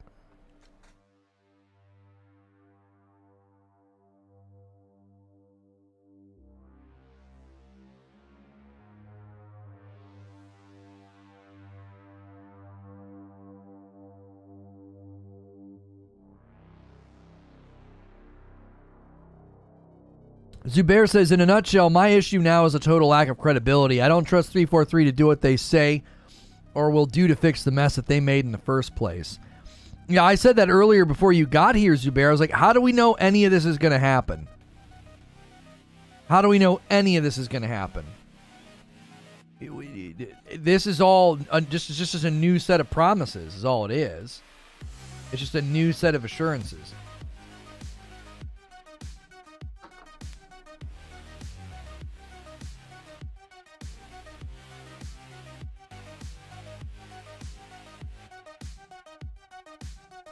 Aged milk makes expensive cheese, though. Never liked that analogy.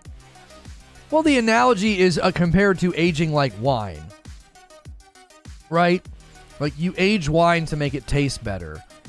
If you age milk, it's not very good milk, homie. Do you know what I'm saying? Yes, there's a process where you can age dairy and make cheese, but the analogy is comparing aging something and then that makes it better. Wine is improved by the aging process. Milk is not improved as milk by the aging process. Yeah, cheese and yogurt are not just aged milk. There's a lot more involved. The analogy is actually quite good. Okay, we're going to shift gears So don't go anywhere. I actually think the next discussion could be a lot of fun. I guarantee you there's 50 people right here that have not pushed the like button. There's almost 400 folks here. Do me a favor and minimize chat and push the like button. While I'm gone, I'm going to take a quick 1-minute break. I'm not shutting the stream down. It's a great time to get into our Discord and consider becoming a member, right? I don't even run ads when I step away because I just feel like it drives folks away. I'd rather have you jump in as a member, do a super chat or gift members. Gifted members are fixed now. They're all getting claimed. So if you want to give some members, feel free to do that.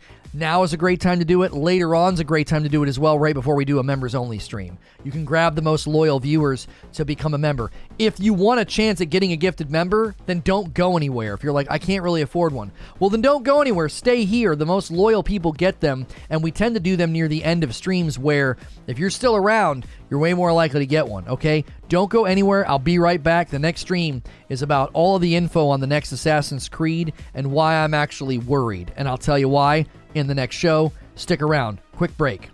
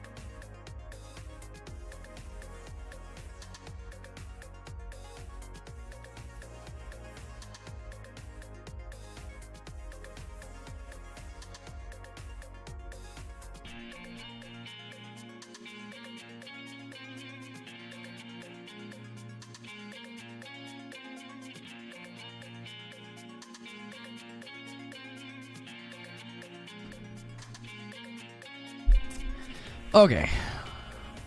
I'm really excited about this next one.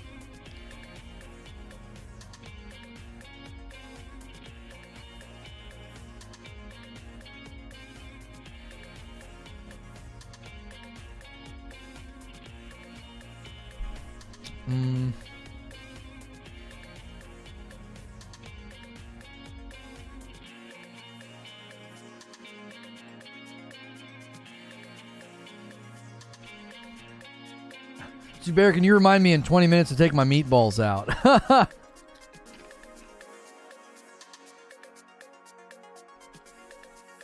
I'm honestly okay with ads on YouTube, mainly because I have YouTube Red. When we get to higher viewership thresholds, I'm going to do them. But, like, we're just in that delicate space where every lurker and listener counts. And ads tend to cause buffering and shove people out the door. And I'm like, I'm not going to do that right now. You know what I mean? When you get to a size where that's less painful and it doesn't disrupt your entire day, I'll be more likely to run ads. But like right now when we run ads, it's so destructive to the total view count, which is then destructive to the rest of the day. It's like, it's not worth running an ad one time. Yeah, I run that ad one time and it's a shadow on the rest of the day.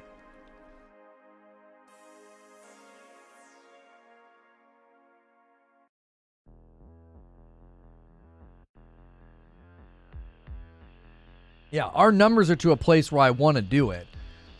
If you're consistently landing between 800 and 1,000 concurrent, it's not going to hurt, right? When we're inching towards averaging 500, we've been landing in 400 every day, no matter what topic. That's amazing. And that's mostly you guys. YouTube is still making us wait. You got to wait. I'm telling you, you wait almost an entire month before they forgive you for taking a break.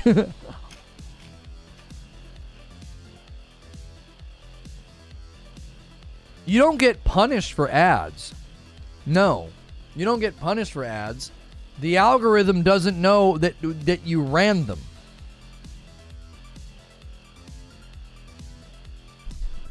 All the algorithm knows is that you just lost a bunch of viewers. That's all it knows. Lord Bacon the Destroyer says, you guys, it's $5 a month. If you want to be a member, change your priorities and show what's important with your wallet. Lord Bacon the Destroyer, I appreciate that. I think there's two things going on right now. I think times are really, really tough, and there's a lot of people that can't. And I also think the YouTube culture is just not there yet. Most people don't even consider spending money on a YouTube channel. They don't. But the algorithm just doesn't understand. It's not like, oh, you ran ads, that's why viewership went down. It's like, you ran ads. Or no, it doesn't even acknowledge it. It just sees the viewership went down.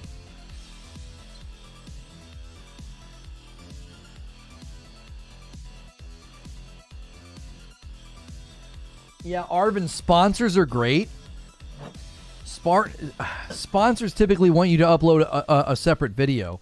We've been trying to convince sponsors that midstream integration is such a great way to do it, and a lot of sponsors just haven't bought on to that idea.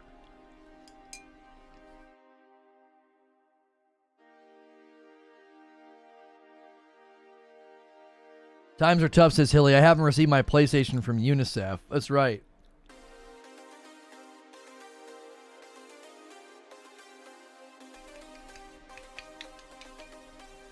I still don't even consider becoming a member of Tipping when I'm watching a VOD on YouTube. I'm only here for the live content. Right.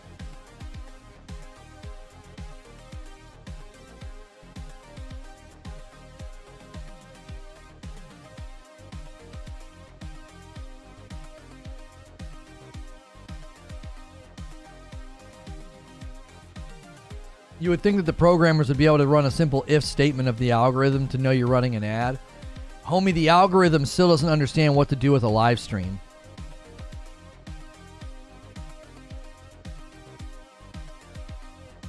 Zubair says, that tells me that the audience must demand clockwork-like content. That algorithm must reflect the audience demands. Yep.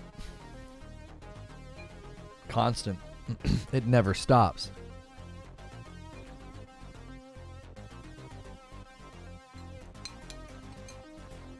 I'm in Kentucky. I'm not left. I've been here for 20 years now.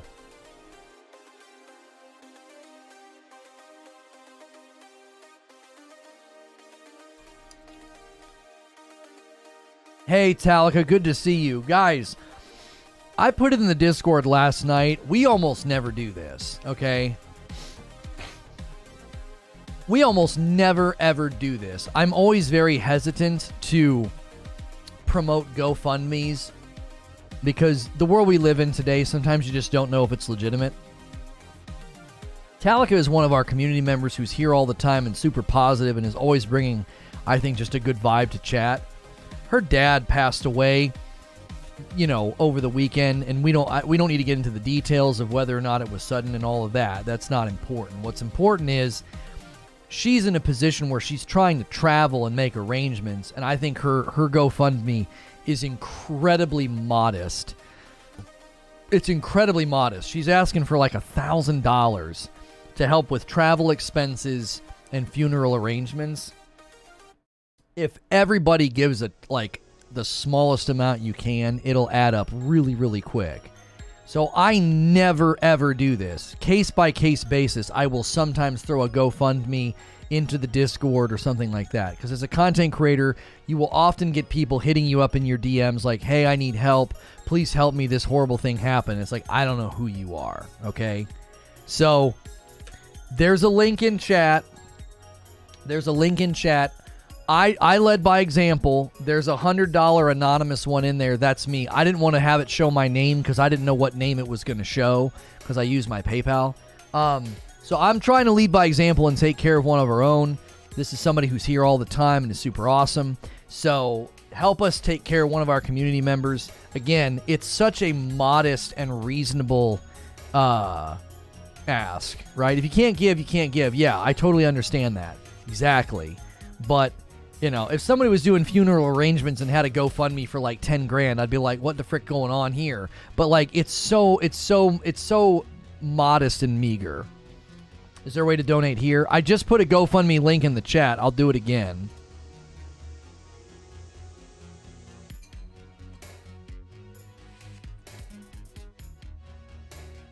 Eugene, when you do it, just check the box to not put your name.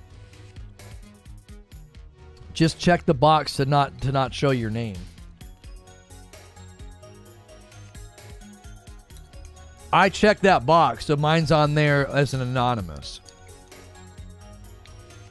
Like, I believe in this community. We can hit that 1,000 without breaking a sweat. It's already at 300 something.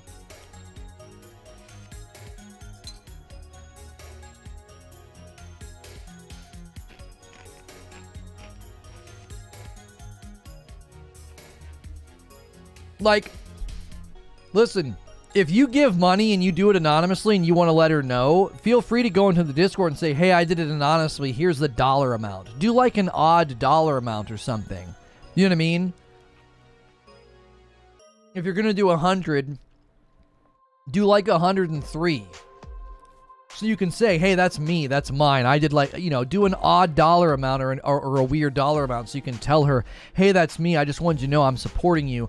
I just didn't want my full name on there. Like, get a little creative, but let's help somebody out that I think is a very reasonable ask. And again, I almost never do this.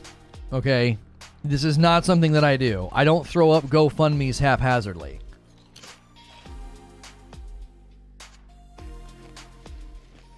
I didn't even do one for myself to cover my legal costs a couple of years ago. I didn't even do a GoFundMe for myself, and everybody wanted me to, and I refused to.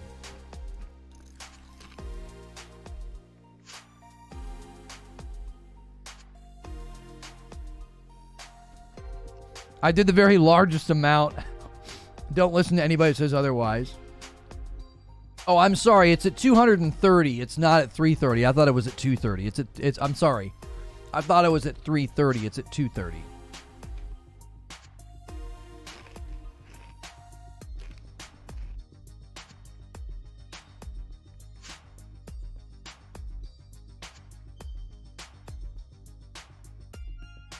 Okay.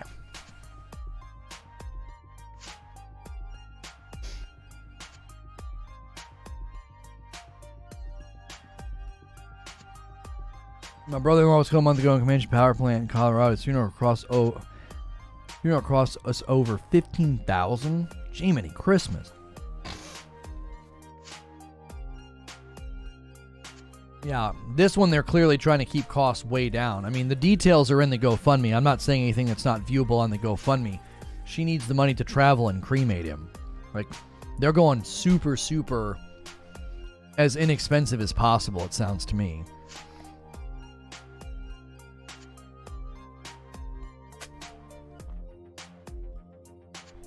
Had a GoFundMe for his children he left behind. Didn't post it here because I knew he didn't do that kind of stuff. Well, and it depends on how far removed you are from it. You know, like brother-in-law, cousin, things like that. Like, I don't know. This is her dad, you know what I mean? Another person is bailed on the purple platform. He cites the reason as why compete against my own community when we can all work together on YouTube. You love to see it. Let's frickin' go. Ditch that garbage platform. Can't wait till Ninja announces he's not over there anymore.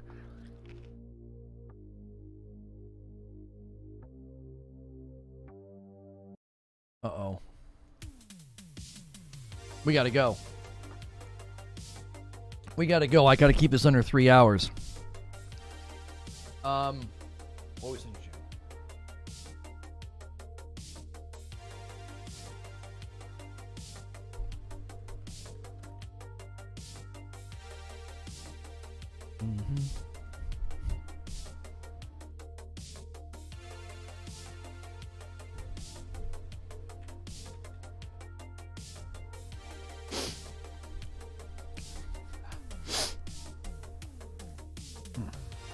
We don't have time. We don't have time. It's going to be tight. I'll do it all after. I'll give you guys a link. I'll give you guys a link.